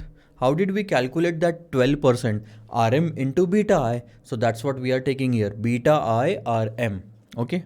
The third part is the error term. Rare event. Now, what kind of rare event is that? See, sometimes you may find, because it's a rare event, even if you don't include this in the formula, then also it's okay. Most of the time you can also find that Ri is equal to alpha I plus beta I Rm is the only formula given in a particular book, because there is no error, there is no such event in that particular question. So that's why this is not considered in the formula. Now what kind of event we are talking about? These are rare event. So if we talk about positive returns, in that we can say extraordinary profits or winning government bid. Okay, finding a mine somewhere. Let's say you are into gold business and all that, and you are mining oil business also, you are mining at lots of places, and the moment you got you find a particular mine where you find lots of natural resources, then that's a rare event. Because of that, the return of the company will boost. In negative, we can say death of the CEO. That is rare event, that is not going to happen every day, right? Or resignation also you can consider, like this, government rejecting a particular project from the company. So these are the rare event. Because of this will result into positive returns, this will result into negative returns in that EI. So don't consider that always there will be a positive figure. There can be a negative figure here which will reduce the entire rate of return. So single index model or the sharpest index model specifies the formula for the stock's return: alpha I plus beta I RM and EI or the error term you can say. All these three are the returns. This is the company specific return which specifies the core competencies or the extra edge taken by the company. This is the market specific return, the return due to the market related factors. And this is the rare event. This may not be there in most of the questions, but yeah, if it is there, you can include that. This is all about the return that we were talking about. Now let's talk about the risk. The good part about the sharpest index model is that risk is denoted in terms of variance. Now let's just write it like this: total risk in sharpest index model is divided into two parts: systematic risk plus unsystematic risk.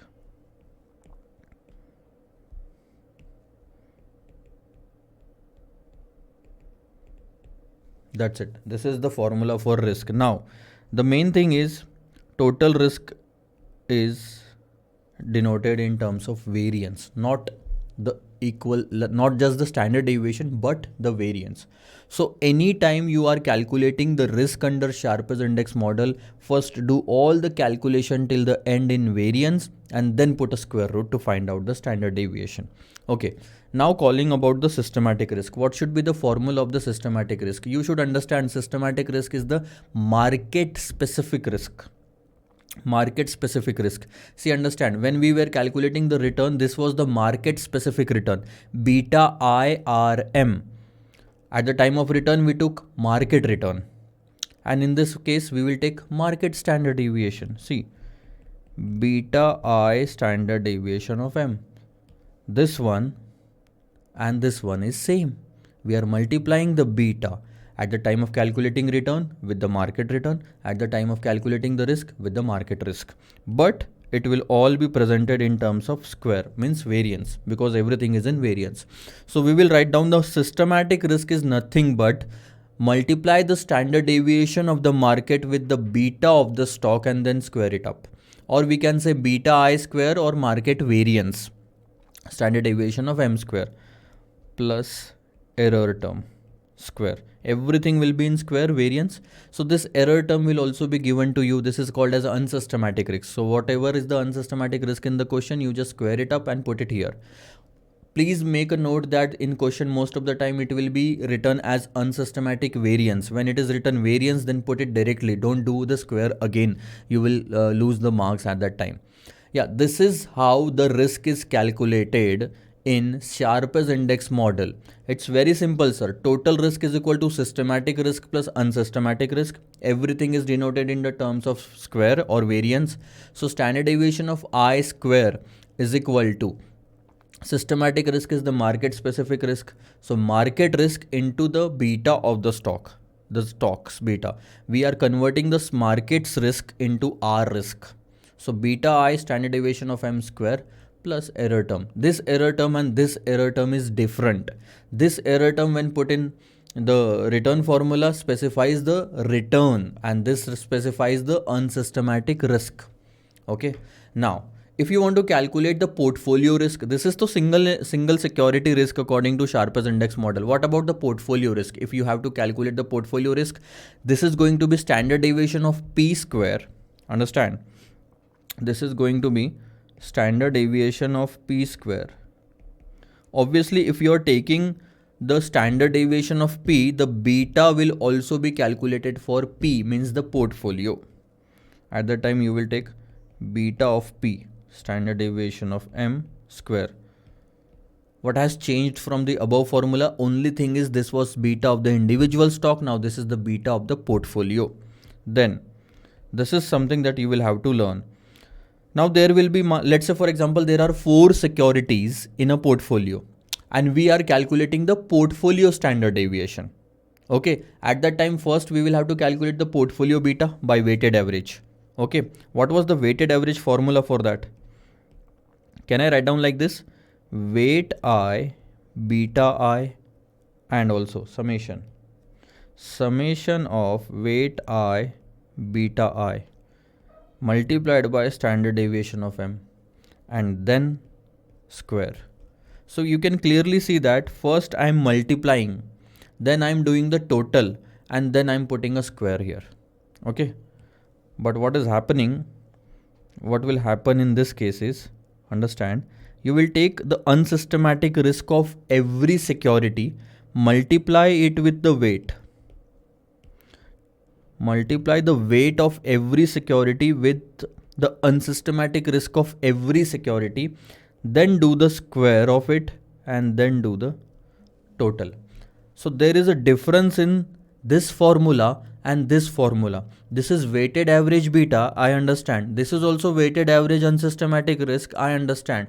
But please understand this thing. You are first multiplying the weight with the risk, then doing the square and then product.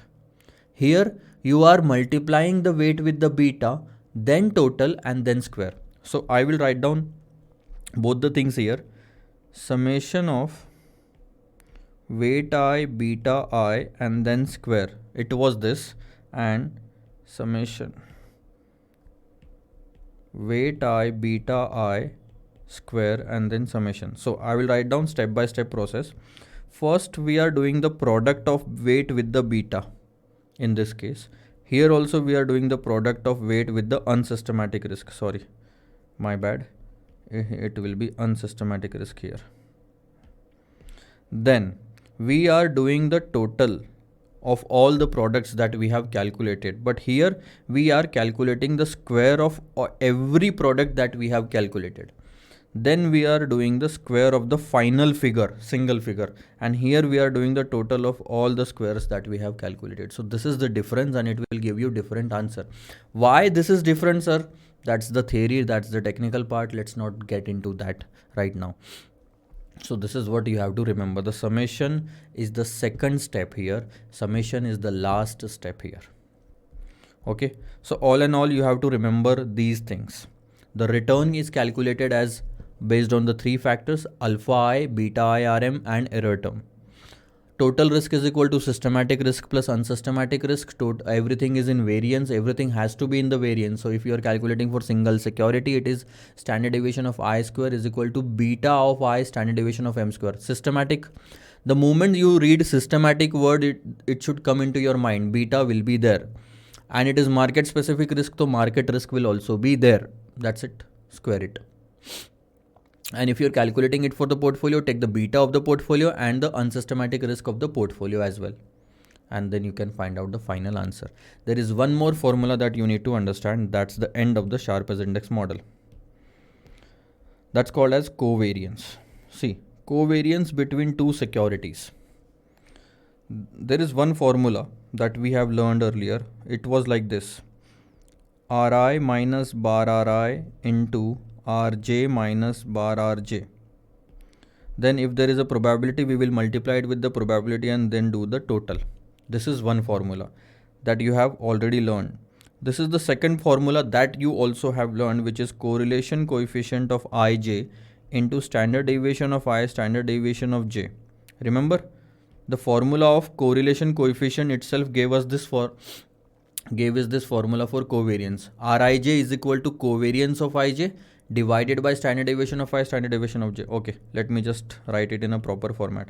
Rij is equal to covariance of Ij divided by the product. You understand? Risk taken together, risk taken separately. Then you can convert it into this formula. Rij is equal to, okay, into standard deviation of I standard deviation of J is equal to covariance of Ij. Then you had a third formula. I will just write it down. It was for the beta.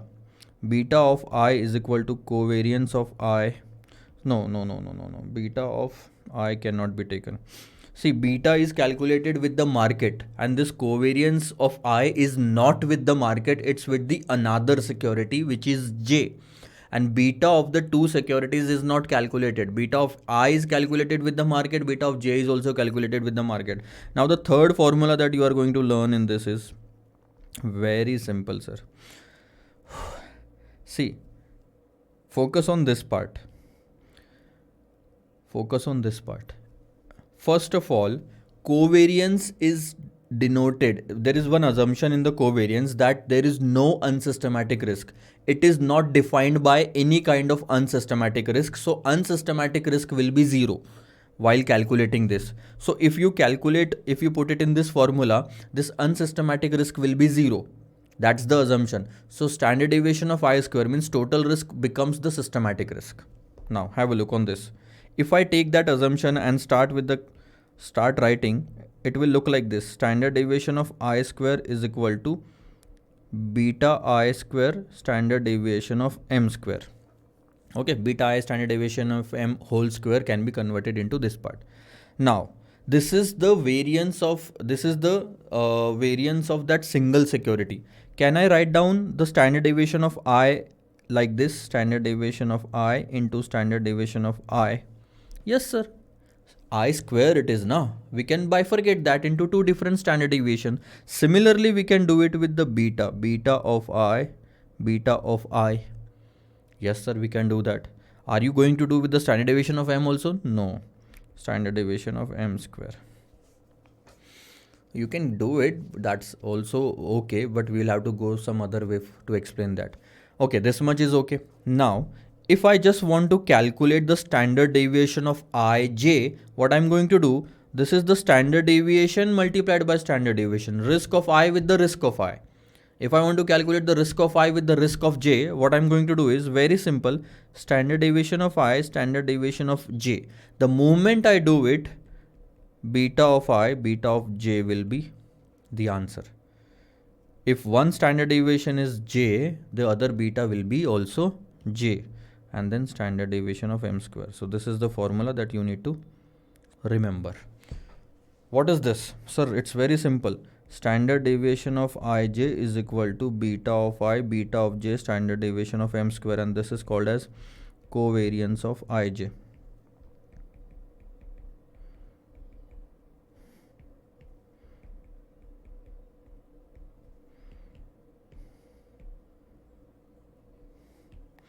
See, when you multiply the standard deviation with another standard deviation, it becomes variance. Since it is not the variance with the single security, it is the variance with the other security. That's why we are calling it as a covariance. And that is the formula that we are going to use. So all in all, you have three formulas that you need to remember. The first one is for the return. The second one is for the risk. The third one is for the portfolio, which is nothing but the weighted average. So beta I becomes beta P. And the fourth one is the covariance in the Sharpe's index model. This is the first time that you are reading this, so it may happen that you may not remember it, or you might be finding it difficult to remember these formulas. But trust me, with practice in the coming questions, you will be easily able to remember that. So practice is the only solution now to remember these. But rest assured, go with the logic. You will find it very easy to remember the formulas. Let's start with first question, sir. Question number is going to be 69.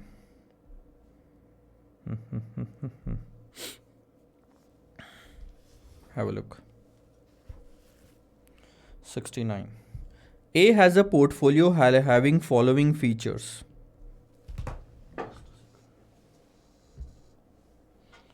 Charging is very important at this point now.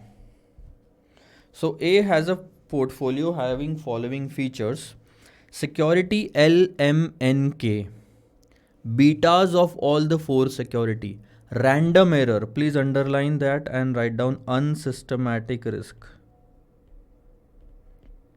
See, it can be denoted by error term, it can be denoted by standard deviation of EI also, this part. So these are the unsystematic risk. These are the weights.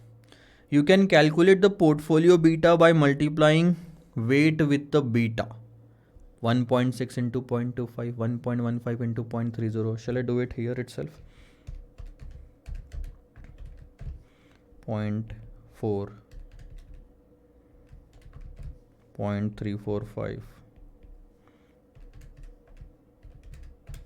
0.35,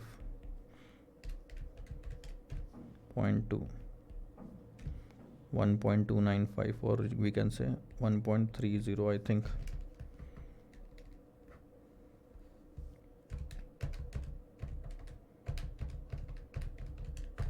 Yeah. So this is the portfolio beta. We have already calculated. Then you can also multiply the random error, that means unsystematic risk, with the weight. But let's hold on.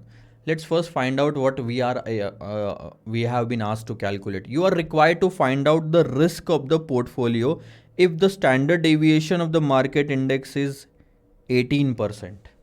Now you have been asked to calculate the risk of the portfolio. First of all, the moment you are asked to calculate the risk of the portfolio, the entire portfolio management chapter should be there in front of you in your imagination. Risk of the portfolio. First find out whether there are two securities. No, sir. Three securities. No, sir. So the formulas that we have learned in the past questions of two security A plus B whole square, three security A for A plus B plus C whole square are not applicable in this, because there are four different securities. Even though if there would have been one or two or three securities, two or three securities, the standard deviation of each is not given. Unsystematic risk is given. And the moment unsystematic risk is given in a particular question, that means the previous two formulas will not apply. Single index model or the sharpest index model will be applicable. Now, what is the formula for risk of the portfolio? Sir, standard deviation of the portfolio, first we will calculate all the things in the variance format. Is nothing but first systematic risk, beta of the portfolio standard deviation of m whole square. Am I right? Because we are calculating the portfolio standard deviation, the beta should also be taken for the portfolio plus, understand, weight I, error term I, then you are going to do the square and then summation. Are you okay with this? Let's do it. What is the beta of the portfolio that we have just calculated? It's 1.295. Then standard deviation of the market 18%. And then we are going to take the square of this. Okay. Now let's find out the portfolio unsystematic risk, which is nothing but, see, first of all, multiply the weight with the error term and then do the square. So I'm just going to write down weight with the error term and square. So, see what I'm going to do. 7 multiplied by 0.25 and then into equal to, that means the square of that, 3.06. 11 multiplied by 7 multiplied by 0.25 into equal to m plus. 11 multiplied by 0.30 into equal to 10.89 m plus. 3 multiplied by 0.25 into equal to m plus 0.56 and 9 multiplied by 0.20 into equal to m plus 3.24 and then do the summation. 17.76. 17.76. See what we did. First we multiplied the weight with the error term, then did the square and then summation. 17.76. Now is your final answer is ready. 1.295 into 18 into equal to plus 17.76. That's 561.12 and that is the variance. Now you can put a square root on the final answer, which will come to 23.69%. This is how we are going to solve rest of the questions. Have a look. 23.69%. Are you okay with this? Let's have a look on the other answers. Question number 70. Question number 70 is pretty easy question. Let's solve it. Again, there is a portfolio, 3 shares. Weight is given to you. In this case, the weights are given, beta is given, and the expected return of each security is already given. Now you can calculate portfolio beta by multiplying these weights with the beta. You can also calculate the portfolio return by multiplying the weights with the return. Now, total variance is given to you, means the standard deviation of I square. Please understand, that is variance which is already given to you. The formula for single index model is that beta I standard deviation of m whole square plus EI square. So this is given to you. Now they are asking something else. Standard deviation of the market portfolio return is 12%. Can I call it as standard deviation of m? Right, sir. Very good. And in decimal we can write it as 0.12. You are required to calculate the portfolio beta. Isn't it easy to just multiply the weight with the beta and do the total? We have seen lots of questions with that, so I'm leaving it up to you. Now something new to learn about: residual variance of each of the 3 share. Now what do you mean by residual variance? Residual means the balance left over. So most of the part of this formula, that means most of the part of the total risk is majorly covered by the systematic risk. And that's why whatever is left after the systematic risk is called as the residual variance. So this is going to be residual variance. So this is another name for the unsystematic risk that they are talking about. So please underline this. From now onwards, you should know what they are talking about. Unsystematic. Now, how to calculate the unsystematic risk in this formula? See, you have been given with this thing. You just have to calculate the systematic variance. Systematic variance for all the shares, then then deduct this systematic variance from the total variance to arrive at the residual variance. Can we calculate the systematic variance of all the shares? Yes, sir. Beta is already given to us. So beta I into standard deviation of m, 0.5 into 0.12 and whole square, 0.60 into 0.12 and whole square. So first calculate the systematic variance. Have a look. First we are going to calculate the systematic risk, which is nothing but beta square into standard deviation of m square in decimal. Why in decimal? Sir, in this question the variance is given in decimal, and that's why I am not taking 12 directly but 0.12 in the answer. That is how you need to understand what should be the answer. Most of the student will take 12 and this figure will be little different. It will look we can say, you can see the difference, that there is something problem, there is some problem with the answer. Okay, so that's why 0.12. Now you have been you have ready with the systematic risk. What all you have to do is 0.020 minus systematic variance, 0.010 minus systematic variance, 0.120 minus systematic variance to arrive at the residual variance. That's easy. See, next page. Total variance minus systematic risk. You are ready with the systematic on residual variance. Now the last part, portfolio variance using Sharpe's index model. You have been asked to calculate the portfolio variance. How to calculate that? Portfolio variance, standard deviation of p square. See, standard deviation of p square is equal to beta of the portfolio standard deviation of m whole square plus weight I standard deviation of I, understand, whole square and then summation, right? But in this question you have already calculated the unsystematic variance. So what I'm going to do in the next step to avoid the mistake, and that's what people are going to do, summation of weight I square EI square. I just included this 2 or the square for each of the factor. Weight I square EI square will also give you the same figure, because EI square has been already calculated by us. So we just have to take the square of the weight, multiply it with the variance that we have already calculated, and then this unsystematic portfolio variance will be ready. Okay, so portfolio beta was 0.69. So what I'm going to do is I'm going to put 0.69 here. Then market standard deviation 0.12, that will be the square. Okay, then we have 3 different answers. What are we going to do? Weights. Weight is 0.3, 0.5, 0.2. 0.3, 0.5, 0.2.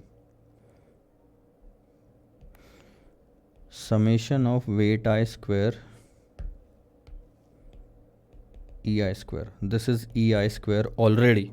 So we are going to take weight I 0.3, 5 and 2.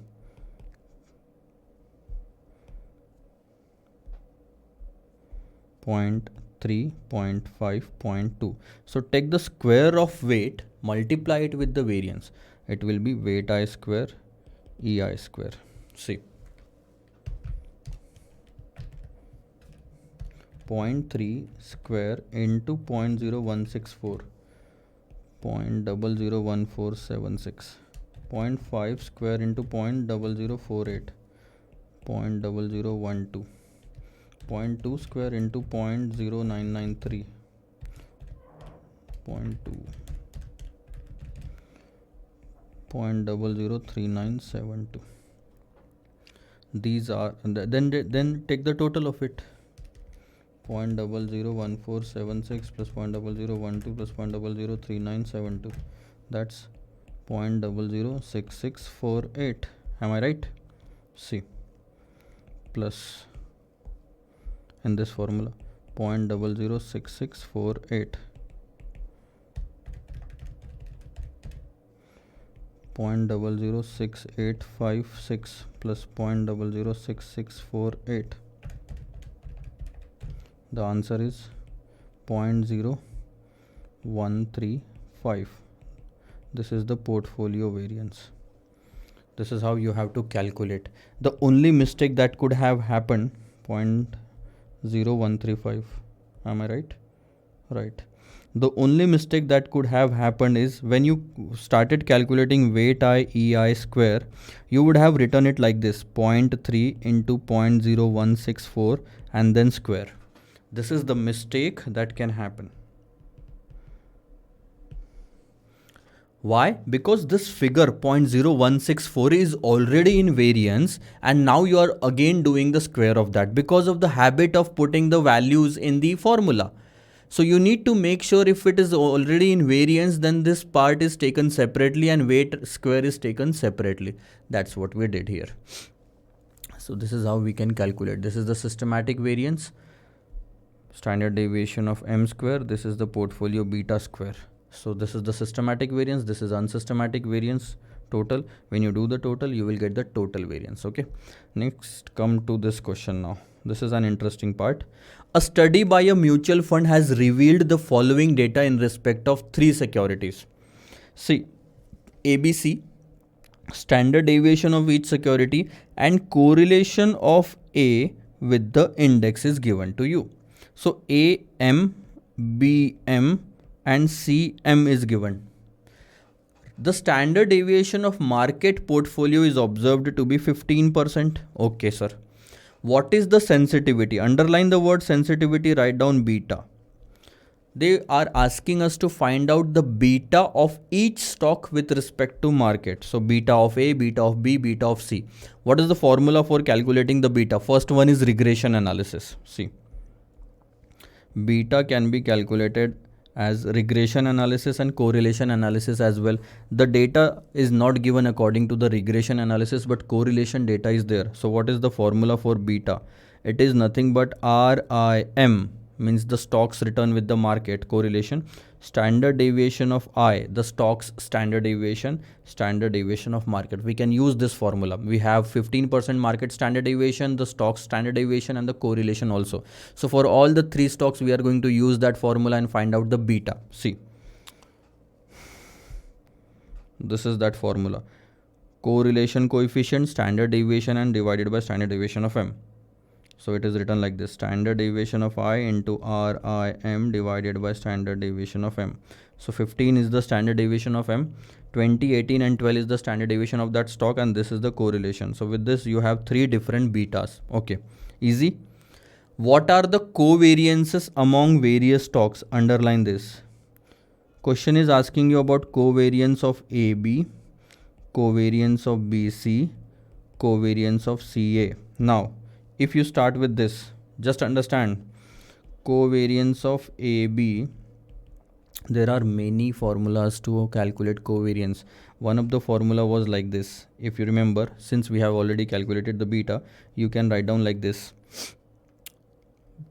The first one is RIM standard deviation of I, or we can say RIJ standard deviation of I, standard deviation of J.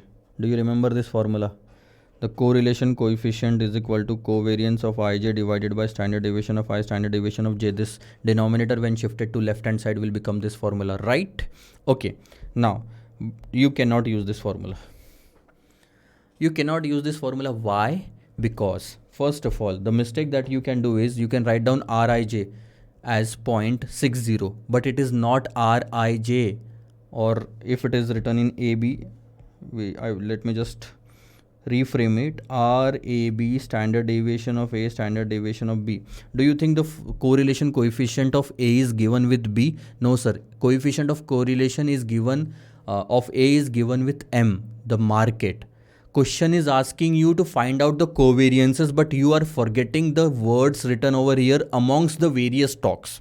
So you need to find out covariance of AB, not AM, BM or CM. If you would have been asked to calculate the covariance of AM, BM or CM, then it was easy with the data given to us. But you cannot use this formula because the correlation coefficient of A with B is not given to you. A with B is not given to you. Right? So what is the another formula that you can use? See. So we will just strike this off. And the another formula. Beta of I, or we can say beta of A, beta of B, standard deviation of M square. That's what we learned. The third formula of covariance. Covariance among the various stocks I and J is nothing but beta of I multiplied by beta of J into market's variance. So that's what we can use right now. So beta of A 0.80, beta of B 1.14. 0.80 into 1.14 into 15 square.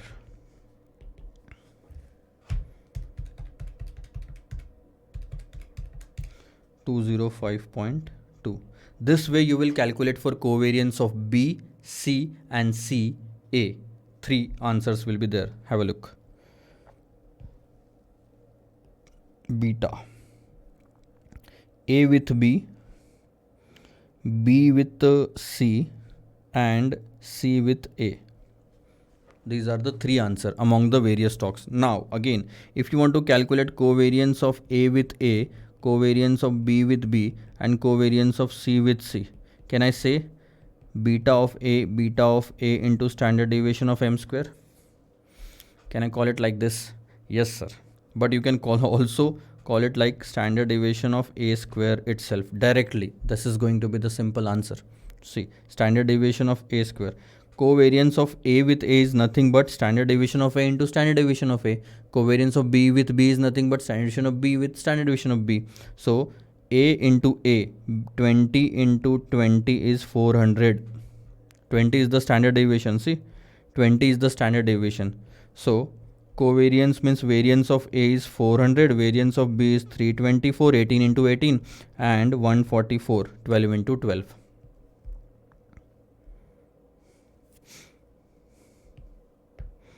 As such, this was not required, but still I don't know why they have calculated. The main answers are only 3. A with B, B with C and C with A. That's it. These are the 3 answers. Okay. So that was our second answer. Now, what would be the risk of the portfolio consisting of all the 3 stocks equally? See, risk here means it can be standard deviation of the portfolio and it can be beta of the portfolio. But it is the standard deviation of the portfolio because beta of the portfolio is asked in the next part. Beta of the portfolio. So let's calculate the standard deviation of the portfolio. Standard deviation of the portfolio. How to do that? See, any information regarding unsystematic risk is given to you yet? No sir, there is no such information regarding unsystematic risk, so we are not going to apply that formula. Yes, but risk of the portfolio consisting of 3 stocks can be calculated easily. A plus B plus C whole square. A plus B plus C whole square. In that you can use this formula. I will just show you. They have written it like this, but let's write down the formula.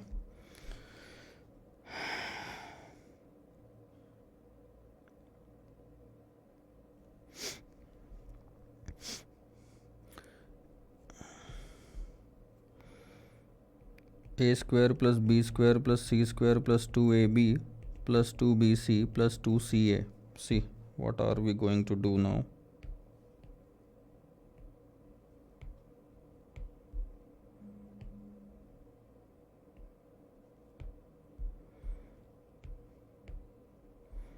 So we'll write down weight of A standard deviation of A square plus weight of B standard deviation of B square plus weight of C standard deviation of C square plus, understand, 2 into weight of A, weight of B, standard deviation of A, standard deviation of B, RAB. But you know this thing that this entire area can be easily rewritten as covariance or covariance of AB. Covariance of AB have been calculated by us in the previous part and that can be directly used in the formula. So I am going to replace this much of the part with covariance of AB. right? Again, plus 2 into weight of B, weight of C, covariance of BC, plus 2 into weight of C, weight of A, covariance of CA. Since all the stocks are carrying equal weights, understand, equal investment, there are total 3 stocks, so the equal investment means 1 by 3, right? So this is nothing but, let's start with another step. 1 by 3 into standard deviation of A square. 1 by 3 into 20 square plus 1 by 3 into 18 square plus 1 by 3 into 12 square plus now 2 into 1 by 3 into 1 by 3. 1 by 3 into 1 by 3 into 205.20 covariance of AB. Again, plus 2 into 1 by 3 into 1 by 3 into BC, that means 153.90 covariance, plus 2 into 1 by 3 into 1 by 3 into CA, that's 108. Now let's solve that from this step.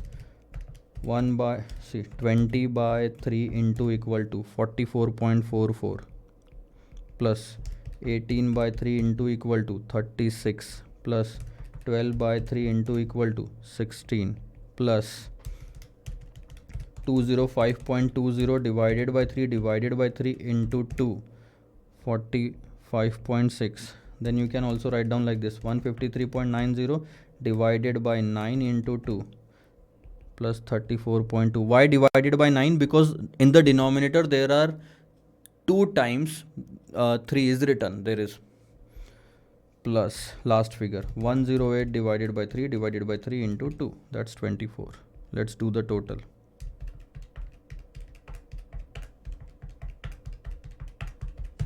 That's 200.24. This is the portfolio variance. Now you can calculate the square root of that, which will give you the standard deviation of the portfolio, which comes to 14.15. This is what they asked us to find out. 200.24 is the portfolio variance. You can just increase one more step to find out the square root, 14.15. Are you okay with this? Let's find out the beta of the portfolio then. The beta of the portfolio with equal stocks. It's very simple, weighted average. See, beta of the portfolio consisting of equal investment. Beta has been calculated here. Multiply it with 1 by 3, 1 by 3, 1 by 3. Or else you can just add up all the 3 figures and divide it by 3. That will give you the beta of the portfolio. See, add all the 3 figures, divide by 3. Because when equal weightage is given to all the stocks, we can just total it up and divide by the number of observation to find out the correct answer, 0.8467. Now is the point. What is the total systematic and unsystematic risk of the portfolio? Now, since they are asking us the unsystematic part, that means we will have to put our brain in that and use single index model or sharpest index model. See, very simple. Last part of that question, which is what is the question number 71.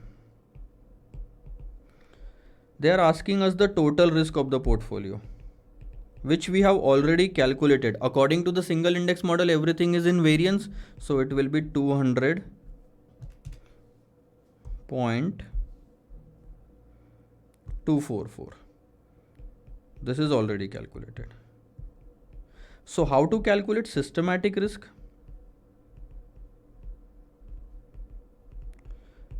In a portfolio, systematic risk is nothing but beta p square standard deviation of m square.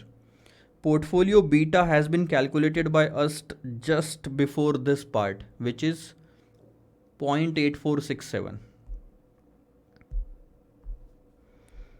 0.8467 square into standard deviation of the market is 15. Let's find out the answer. 15 into 0.8467 into equal to, that's 161.30. How do you calculate the unsystematic risk now? It's very simple, sir.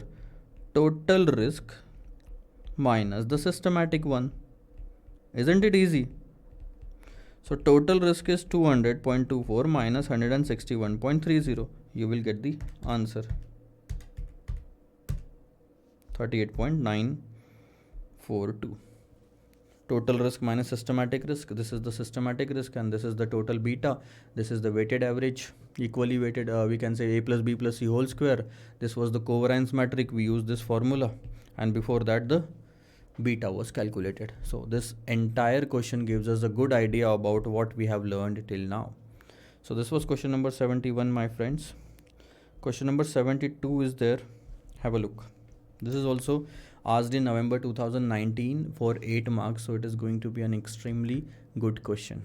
Let's have a look on this. So let's read this question. Question number 72. Now following are risk and return estimate for the two stocks A and B. Please read it carefully. Expected returns of both the stocks are given to you and beta is also given to you. The third column is very important. Specific standard deviation of expected return. One thing is very clear, that it is a standard deviation. That means a risk. Okay. Now let's read a couple of things more. And with that information, you will be able to find out what exactly is the last column. The market index has a standard deviation of 25% and the risk-free rate of return is 6%. You are required to calculate the standard deviation of expected returns on A and B. Just read one more thing. Standard deviation of expected return of stock A and B is given to you, and the same has been asked to calculate once again the standard deviation of expected returns on A and B. How is that possible? Yes, this is not possible because you are getting confused, because you have missed out on this first word, which is called as specific. This has a lot of importance in this question, and the one who will understand this will be able to solve this question very easily. Otherwise, you will mess up yourself. Now, the very first thing is this specific standard deviation means it is related to the company A, specific to the company, specific to the B, specific to the A. It's not a total standard deviation. It's just a specific standard deviation of stock A. What do you call a company specific standard deviation? It's unsystematic risk. Sir, how we will be able to know in exam? That's what the CA final exams are for. You need to see from this. This was asked in November 19 new syllabus. Before that attempt, there were no questions where the unsystematic risk was denoted as this in this manner. In any of the question you can find out, you will not get that particular word specific. Either if they would have written a company specific, then it would have been very easy to understand. But now you have to evaluate that this specific is to the company, na? A. Specific to the company B. That's where you will have to find out. Because if this is not unsystematic risk, then why they will ask you to calculate the same thing again? If you consider this as a total risk, why they will ask you to calculate the same thing again, right? That's why this is nothing but the unsystematic risk, and this word is very important in this question. Rest of the things are very easy and have already been completed by us. Let's fast forward it. Standard deviation of A and B. How do you calculate? Unsystematic risk is given. So according to the single index model, do you think single index model should be used? Yes, sir, because the unsystematic risk is given for A and B. Okay, because the unsystematic risk is not considered in any of the previous formulas that we have learned till now, and the only concept that we have learned to use the unsystematic risk is the single index model. That's why we are going to use it, my friend. Single index model, standard deviation of a particular stock. What is the formula? Beta of that stock into standard deviation of M square. This is the systematic risk, plus EI square. And this is standard deviation of I square. So we will find out the return first in the variance format, and then lastly in the lastly we can put the square root. Okay. So do we have the entire data given in this question? Yes, sir. 35 square, beta square, standard deviation square. We have all the information. Now we can easily calculate that. For A, it is nothing but 0.8 into 25 square plus 35 square, and then put a square root. You will get the answer. See, the first answers are like this: systematic risk, unsystematic risk. Systematic risk is 400. So instead of writing in this manner, which is going to take time, I will suggest you to follow this approach to write down all the figures in one equation. Standard deviation of a square is equal to beta a square standard deviation of m square plus, or in fact beta a standard deviation of m whole square plus ei square. So 0.8 into 25 whole square plus 35 square. 0.8 into 25 whole square plus minus, sorry, not plus minus, it's m plus 35 square, 12 to 5, MRC 16 to 5. So standard deviation of a is the square root of 16 to 5, which comes to 40.31. Am I right? In this manner, you will calculate the same for standard stock B. Okay, I'm sorry for the slip of tongue. Now, the second part of this question. Let's have a look. Suppose a portfolio is to be constructed with the proportion. So weights are given to us: 25, 40 and 35% in the stock A, B and treasury bills. So stock A, B and the risk-free security. Okay. What would be the expected return? That means they are asking us to find out the portfolio return and the standard deviation of the portfolio. It's very simple. Standard deviation and portfolio return. 74, right? 72. Portfolio return is nothing but the simple weighted average of the returns of the stocks.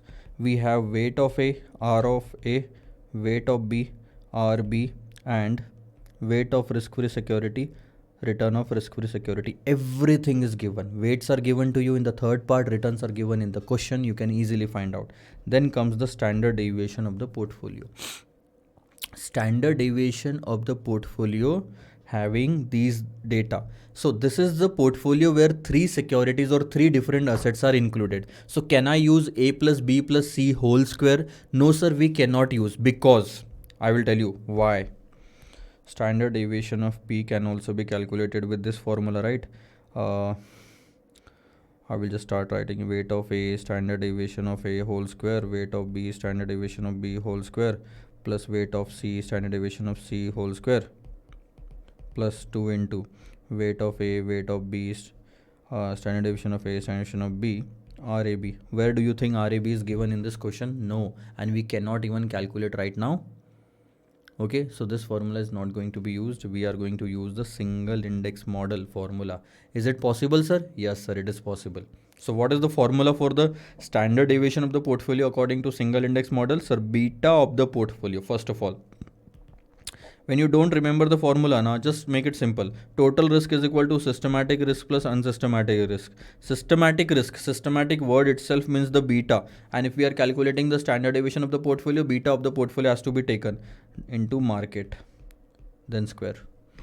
Systematic is a market specific, standard deviation of M will be there, plus unsystematic risk, weight of I, EI, whole square, and then summation. So we will have to first calculate the beta of the portfolio, which is nothing but summation of weight I, beta I. See, what is 25, 40 and 35.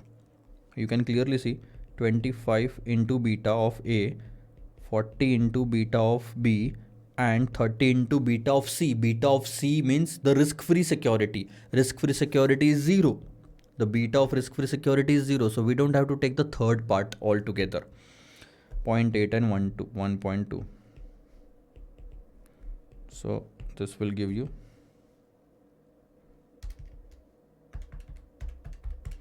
0.2 plus 0.48, that is 0.68. This is the portfolio beta. You can put it here.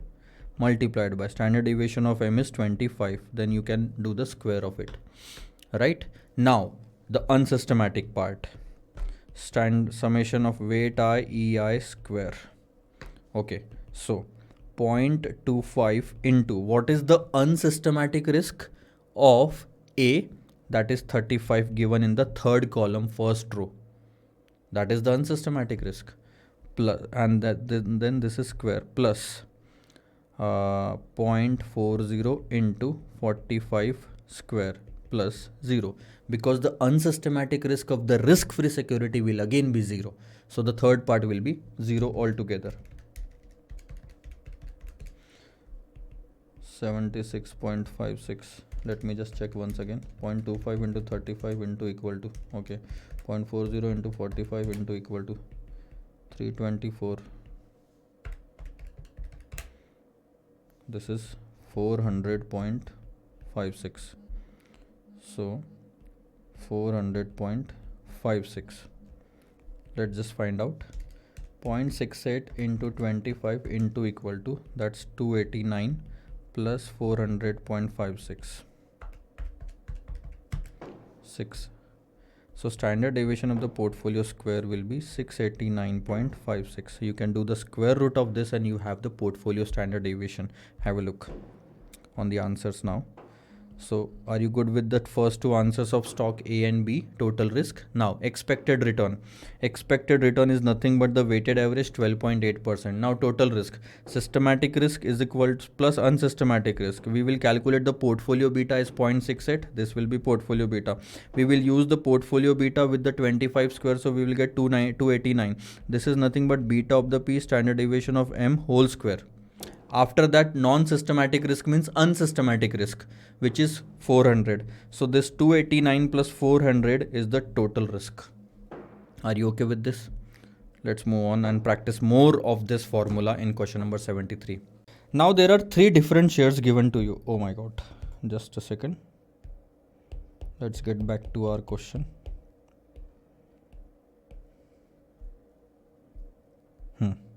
Question number 73. There are three different shares in our portfolio. The weight of those shares are given to us. The beta is also given to us. Now, if the portfolio beta is asked to calculate, which is there in the first part, we can easily calculate that with a simple formula of weighted average of the beta. So multiply the betas with the weight and do the total of it. We have seen lots of questions for it. Let's move ahead from this point. Now, the fourth column is the expected return. You can also calculate the portfolio return by multiplying the return with the weights. Okay, if you have to calculate the portfolio return, then the last part is the total variance, which is given in the decimal. So first of all, you should understand this is the total variance. That means it includes systematic risk plus unsystematic risk, and this is given in variance already. Also, it is in decimals. So we are going to use the market portfolio standard deviation also in decimal 0.14 for the ease of calculation. Now covariance is also given to us for DGS and DV. That means amongst the various stocks, DGS, DV, DV, BP, BP, DGS. Forget about the names, doesn't matter. So the various covariances are there. Second thing that they have asked us to calculate is the residual variance of each of the three shares. Residual variance is calculated as total variance, which is already given in the last column, minus systematic variance. Now the only thing that we need to calculate is the systematic variance, which is beta I standard deviation m whole square.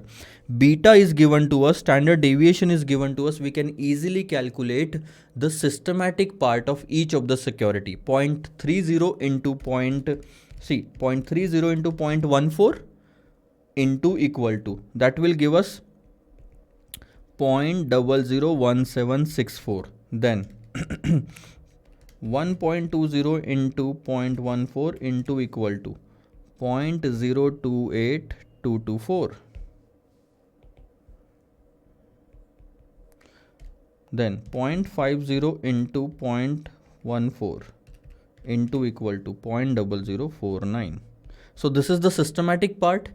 Can we deduct the systematic risk from the total risk? Yes, sir. And we will get this figure of residual variance. Have a look.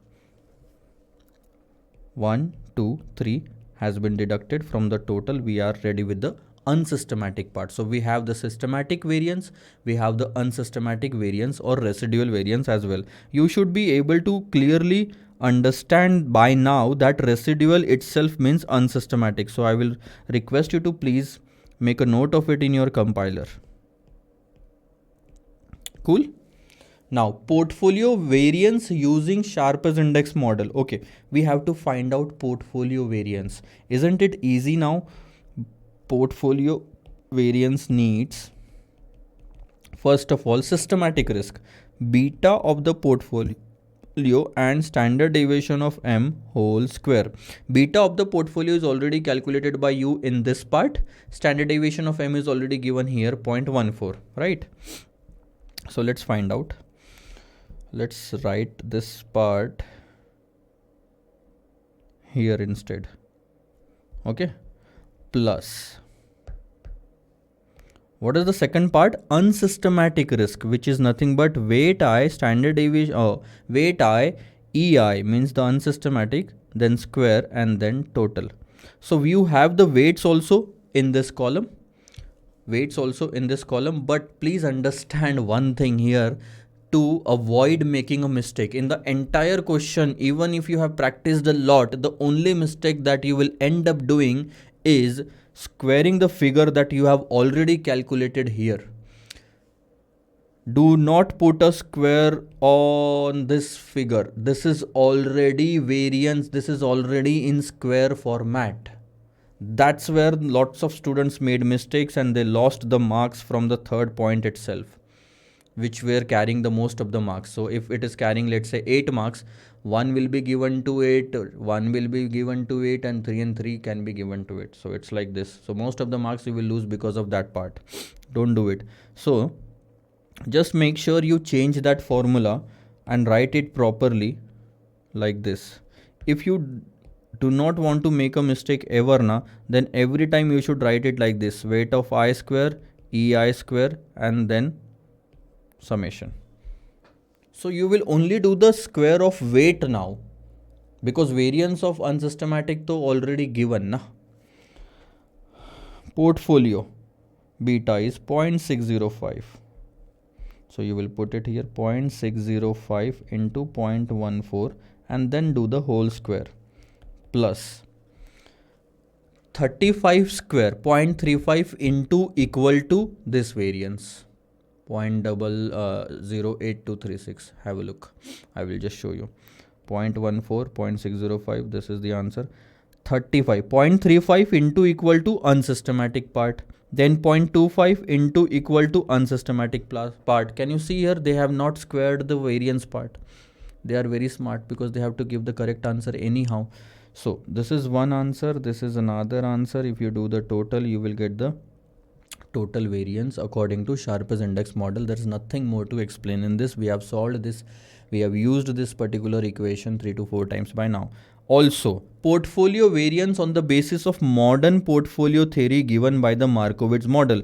It's nothing but A plus B plus C whole square. Are we given with the entire data of A plus B plus C whole square? Yes, sir. We have been given with all the data of A plus B plus C whole square. Have a look. What is the equation for that? Let's find out the equation. Weight of A, standard deviation of A square. Instead of this entire DGS, DV, BP, I will just write down ABC. So weight of A, standard deviation of A square, weight of B, standard deviation of B square, whole square, plus weight of C, standard deviation of C square, plus 2 into weight of A, weight of B, standard deviation of A, standard deviation of B, RAB. Since this part can be replaced with the covariance as it is given in our question, we are going to do that. This entire part. Okay. So covariance of AB. Also, please understand, you don't have to calculate the standard deviation of A. See, this standard deviation of A is not required to be calculated because anyhow you are going to square that part.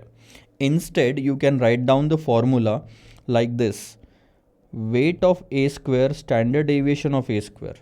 Put the square inside the bracket, and this standard deviation of a square is nothing but the total variance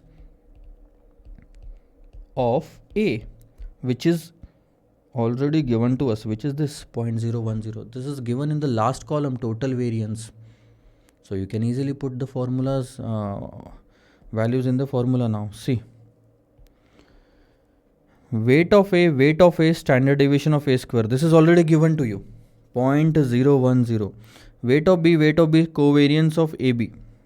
They have written it like this.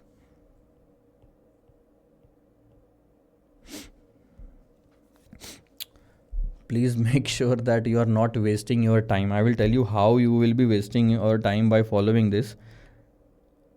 Analyze this: weight of a, weight of b, covariance of ab. Weight of a, weight of b, covariance of ab. Why? Just write down 2 into weight of a, weight of b, covariance of ab. It will solve the purpose. Also, with every factor, see, these two are repeated. Also this one and this one. Instead, write down a simple formula. The formula should be like this. I will just write down the formula and we'll skip this, and because after that the only part left will be putting the values in the equation. Weight of a square, standard deviation of a square, plus weight of b square, standard deviation of b square, plus weight of c square, standard deviation of c square, right? Then in fact institute has also used ABC, plus 2 into weight of a, weight of b, covariance of AB, plus 2 into weight of b, weight of c, covariance of AC, plus BC, plus 2 into weight of c, weight of a, covariance of AC. That's it. This much. Only 6 figure. They have used 9 different figures. 6 and 3, 9. Yes. Are you okay with this? A simple calculation from question number 74. Now have a look.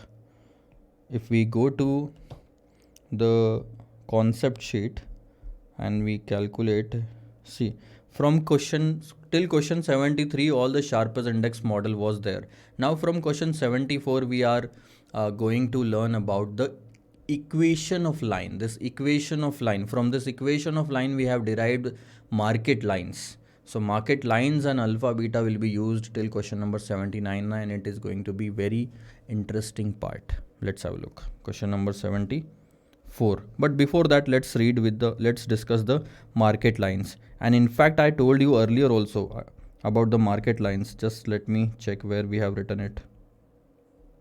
Yeah.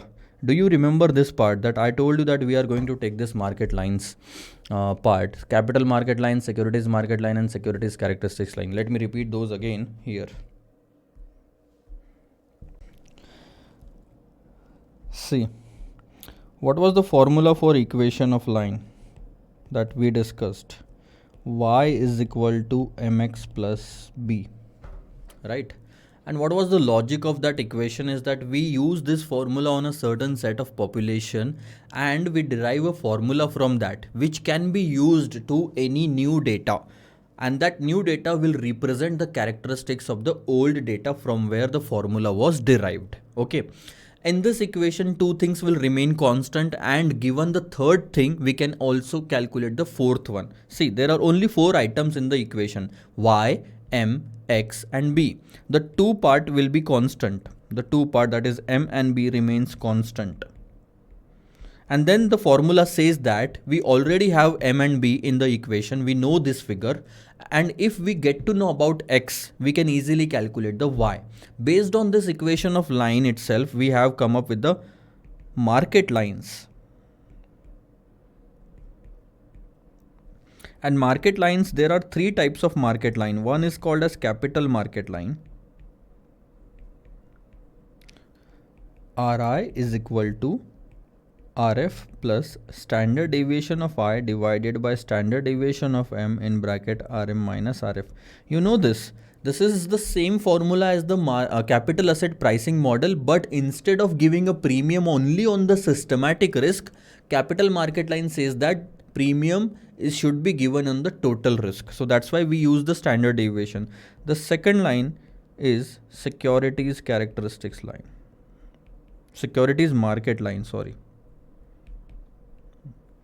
Ri is equal to Rf plus beta I in bracket Rm minus Rf. This is nothing but the CAPM formula. And the third one, you already have learned about it, securities characteristics line.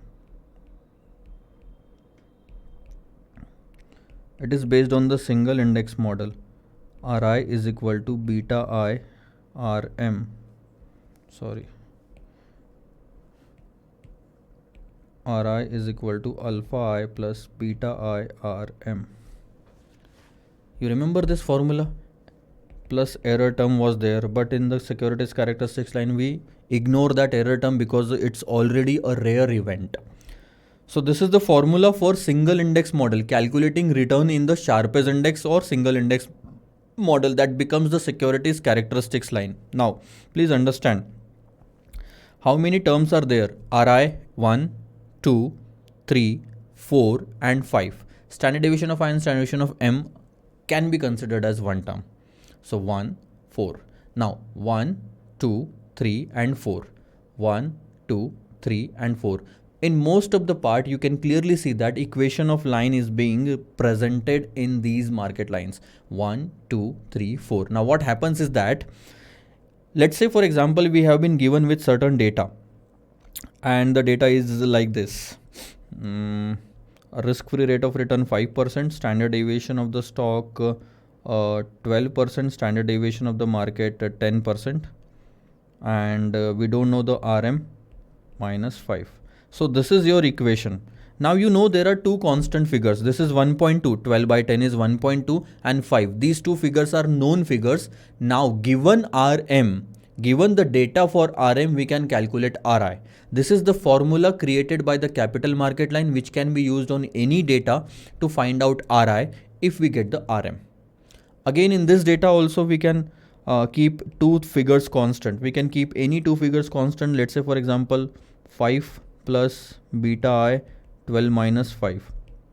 It will look like this. Ri is equal to 5 plus 7 beta I. Right. So we know 7, we know 5. Given the data for beta of the security, we can calculate return of the security. Again, Ri is equal to, we don't know, let's say alpha, or sorry, let's take alpha I is 2.5 plus beta I is 1.2 Rm. In this equation, given the data for Rm, we can calculate Ri. So what happens every time by creating an equation of line, you are creating a formula. You are creating a formula where two things are constant and the remaining two are unknown, out of which one, if given, can be used to find out the other figure. That's what the purpose is. The purpose is to find out the other figure, to find out the formula. So this is the relationship between the two unknown figures. This is the relationship between beta and Rm, and it's not a rule that only beta and Rf will be given in this given as a constant. Rm and Rf can also be constant. You can find out, you can say that the beta, if given, we can find out Ri. Also Rf and beta can be kept constant. So if you get the market return, you can find out Ri. This is what the market lines are. This is all based on the equation of line. The root is this equation of line from where these things are derived. Okay, so how are you going to remember? Securities market line is the representation of capital asset pricing model. Characteristics line is the representation of single index model, sharpest index model. So these are the two theories related to the securities. And capital market line is nothing but the securities market line, except for the fact that the premium is given on the total risk and not just on the systematic risk. So standard deviation of I divided by standard deviation of M is used by us. Now we are going to use this these lines in some questions. Have a look.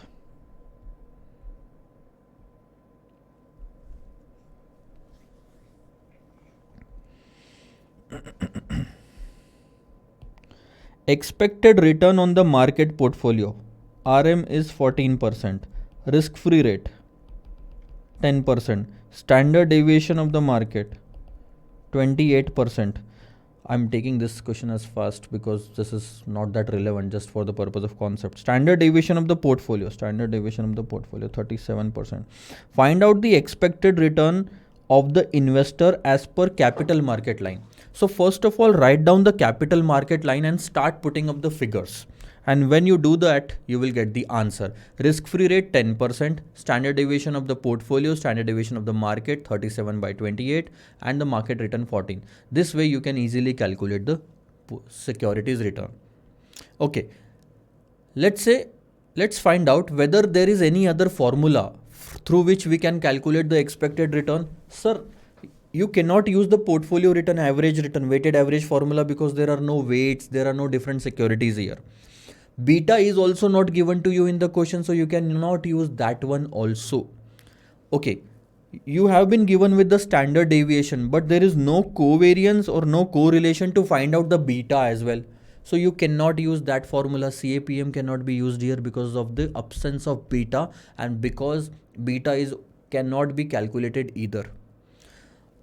That's very good that the question has clearly mentioned to use the capital market line. But let me tell you one thing. If it comes in the exam, it may come like this. Find out the expected return of the investor. That's it. Full stop. What are you going to do it? Since you will find no other options to find out the portfolio return, make sure that you use the capital market line. That's okay. This is the part of the syllabus. Question number 75. Assuming that shares of ABC Limited and XYZ Limited are correctly priced according to the capital asset pricing model, the expected return from and beta of these shares are given below. So see, there are two different shares, ABC and XYZ. The beta of both are given to you and the expected returns are also given to you. So beta and expected return is given to you. You are required to derive a security market line. What are you going to do? First of all, write down the formula of security market line. RI is equal to RF plus beta I in bracket RM minus RF. You know one thing. In the capital market line, in the securities market line, premium is given on the systematic risk. Now this is nothing but the CAPM formula, and you know one thing, whether there are 2 securities or 10 securities, the RM and RF will remain constant for both. So use this formula on both the shares. Find out RM and RF which will remain constant in the final equation. Given the data for beta, you can calculate the securities return. So let's put this formula for ABC and for XYZ. For ABC and for XYZ. See. This is going to be the equation. First, second, this is RI. And then we can use this equation to find out RM minus RF easily. This is equation 1. This is equation 2. 19.8, 17.1. Beta has also been used. Now you can deduct, you can use equation 1 minus 2. So what will happen? Just have a look on this. 19.8 minus 17.1, it will give you 2.7 is equal to risk-free rate minus risk-free rate will get 0, and 1.2 minus 0.9, that's 0.3 plus 0.3 RM minus RF. So with this figure you will get RM minus RF 2.7 divided by 0.3. RM minus RF is equal to 2.7 divided by 0.3. That's 9. Now put this RM minus RF in any of the equation to find out RF. So let's put it in the first part. 19.8 is equal to RF plus 1.2 into 9. 19.8 is equal to 1.2 into 9. RF plus 10.8. So RF will be equal to 9. And RM minus RF was also equal to 9, right? So RM minus 9 is equal to 9. RM is equal to 18%. You have 2 answers ready. These 2 will become constant in the next. This is not the end of the answer. They are not asking you to calculate market return and risk-free rate of return. This is what you have derived from the past data or the population. Now you are going to derive the securities market line. Whenever the question says derive the securities market line or characteristics line or capital market line, that means they are asking you to create a formula. So what is the formula? Sir, Ri is equal to, the formula will look like this. Ri is equal to 9 plus beta in bracket 18 minus 9. So that will be 9. This is the final answer.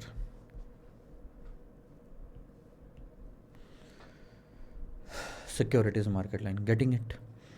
Question number 76.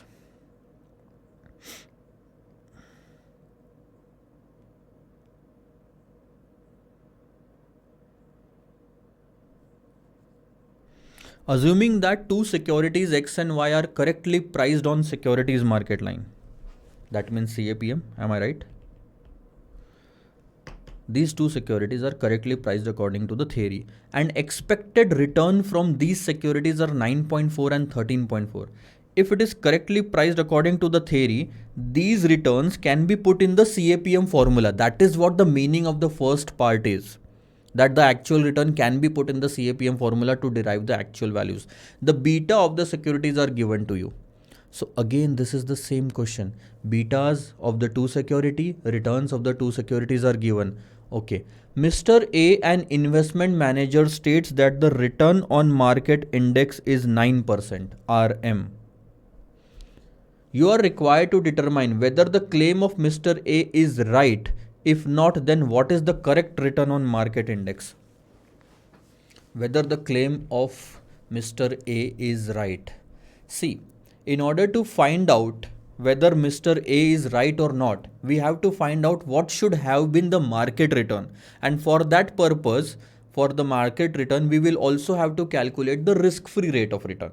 So the only thing that you have to do in this question is to repeat the process that you have done in question number 75. With the help of these two, return and two beta, which was also the only data in the previous question, the two returns and the two beta. So with the help of these two returns and the two beta, find out RM and RF. At that point, you will get to know the RM, and then you can say that whether the claim of Mr. A is right or not. So I'm not doing this question. We are just going to form two equations, 1 and 2, and then we will solve it and we will get to know the RF is 3% and RM is 11%. Since we have the RM now, we can easily say that the claim of Mr. A is wrong. He was saying that the RM is 9%, but in reality it is 11%. The claim is not correct. The correct rate is 11%. And the second rate that they asked us to calculate is the risk-free rate of return, which has already been calculated by us. So it's a pretty easy question. Let's skip it. Skip it means already done, yeah. What skip it? Question number 77. This is pretty good question. Where you will get to know one more way of calculating the beta. Expected returns on the two stocks for a particular market returns are given in the following table. See, this is market return. Okay. Number one, we can say year 1, year 2. They have not mentioned it, but let's take it because two returns for each is given to us. So we will have to do the average of it later on. This is aggressive stock. This is defensive stock. Okay. The returns of those are also given to us. You are required to calculate the betas of the two stocks. First of all, beta of aggressive with the market and then defensive with the market. So you are going to take returns in such a manner. Now, there is one way to calculate it. Regression analysis and correlation analysis.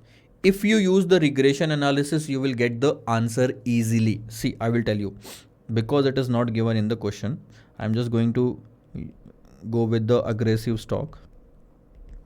Summation of xy minus n bar x bar y divided by summation of y square minus n bar y square. I will just solve one of the part. Okay. Let's find out, this is y, market return is y. So let's find out bar y for this. 25 plus 7 divided by 2, average return of the market is 16.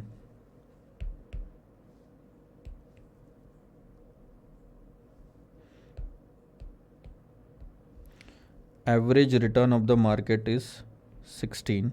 Average return of the stock is 44 by 2, 22. Okay.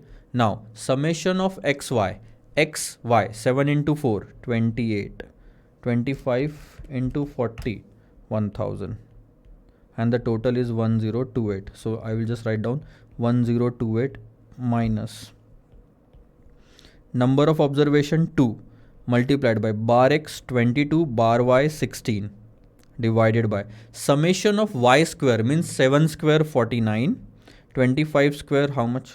I just forgot. 625 plus 49, that's 674. So 674 minus n number of observation 2 into bar y square, that means 16 square. So let's find out. 2 into 22 into 16 minus 1028. So that's 324 in the numerator. 16 square into 2 minus 674. 162 in the denominator, and the answer is 2.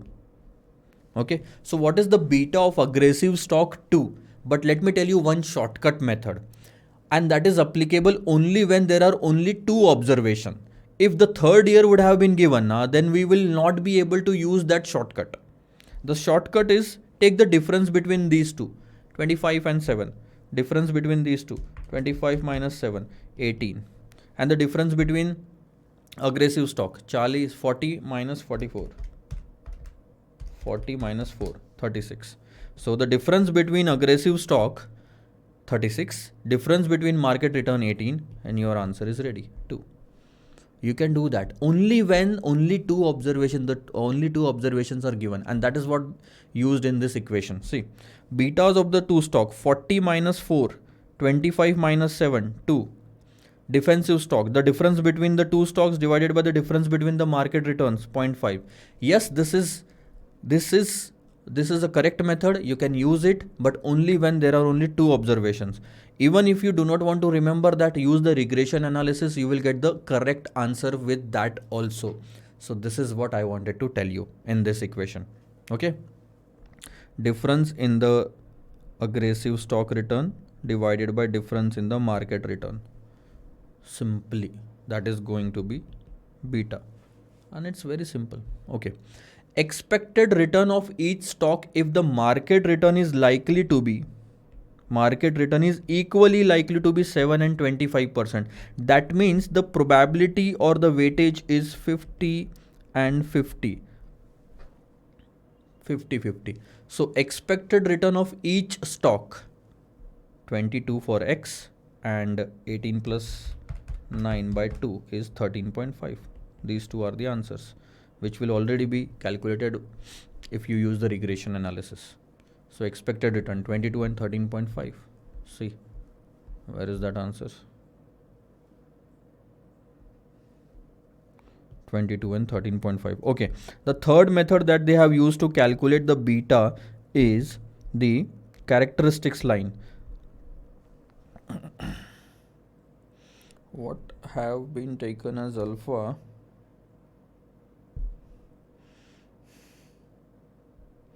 They have taken alpha as 0. Don't use that. See, I understand this method. Return of the security plus alpha plus is equal to alpha plus beta into RM. So what they have done is they have used these two securities. See, I will tell you. Equation 1, equation 2 for aggressive stock. 4% is equal to alpha plus beta 7%, 40% is equal to alpha plus beta 25. Then equation 2 minus 1. So 36 is equal to alpha will get cancelled. Alpha will get cancelled, beta 18%, so beta is equal to 2. So securities characteristics line can also be used by making this equation. But I will tell you this is the best way if the two observations are given, because this is only applicable, the securities characteristics line is only applicable only when the two observations are given, and this is also applicable only when the two observations are given. So go with that, you will get the same answer, right? Aggressive stock and defensive stock. Okay, the third part, we have to find out the securities market line if the risk-free rate is 7.5% and market is equally likely means it will be 16%, average return 7 or 25. So RF and RM is given to you and they are asking you to find out the securities market line. What is difficult in that? RF and RM are already given. See, you just have to put down the values.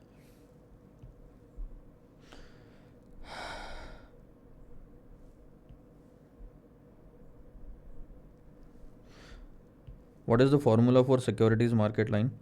Ri is equal to Rf plus beta in bracket Rm minus Rf. So they have given with the figure of 7.5 as the risk-free rate of return. Beta we don't know. Rm is 16% minus 7.5 and this is Ri. So Ri is equal to 7.5 plus beta in bracket 8.5. This is the formula. Whenever they tell you to find out the securities market line, end your answer with a proper formula where the two figures will be known and the two will be unknown. Given the beta of the security, you can calculate the return. What is difficult? The securities market line is the representation of capital asset pricing model. Just put down the figures of risk-free rate and market return in the formula and you are ready with the securities market line. Then they are asking you to calculate the alphas of the two stock. What is the alpha of the two stock? Alpha is actual return minus required return. Actual return minus required return. This is one way of calculating. Other way of calculating alpha is through securities characteristics line also. Have a look. This is the securities characteristics line. Okay. And if you go with the average returns, the average return for the aggressive stock was 22% and the market was 16%, beta was 2, right? That is what we have calculated. We can easily calculate the alpha. See, alpha comes in the securities characteristics line, or you can say single index model as well. The formula is Ri is equal to alpha I plus beta I Rm. Ri is known to us, Rm is also known to us. Beta we have calculated in the first part. It's very easy to calculate the alpha. That's what they have done. See, and one more thing. Alpha of negative is not a good sign. What does that mean? Alpha means how much extra we are earning than required. And when it goes negative, that means we are earning less, we are earning 10% less than required. And in this case, defensive stock, we are earning 5.5% more than required. So this is a good sign. Positive alpha is a good sign, negative alpha is a bad sign. Cool. Question number 78 is going to be the next question. Let me just take a break and then we are going to solve question number 78. See you.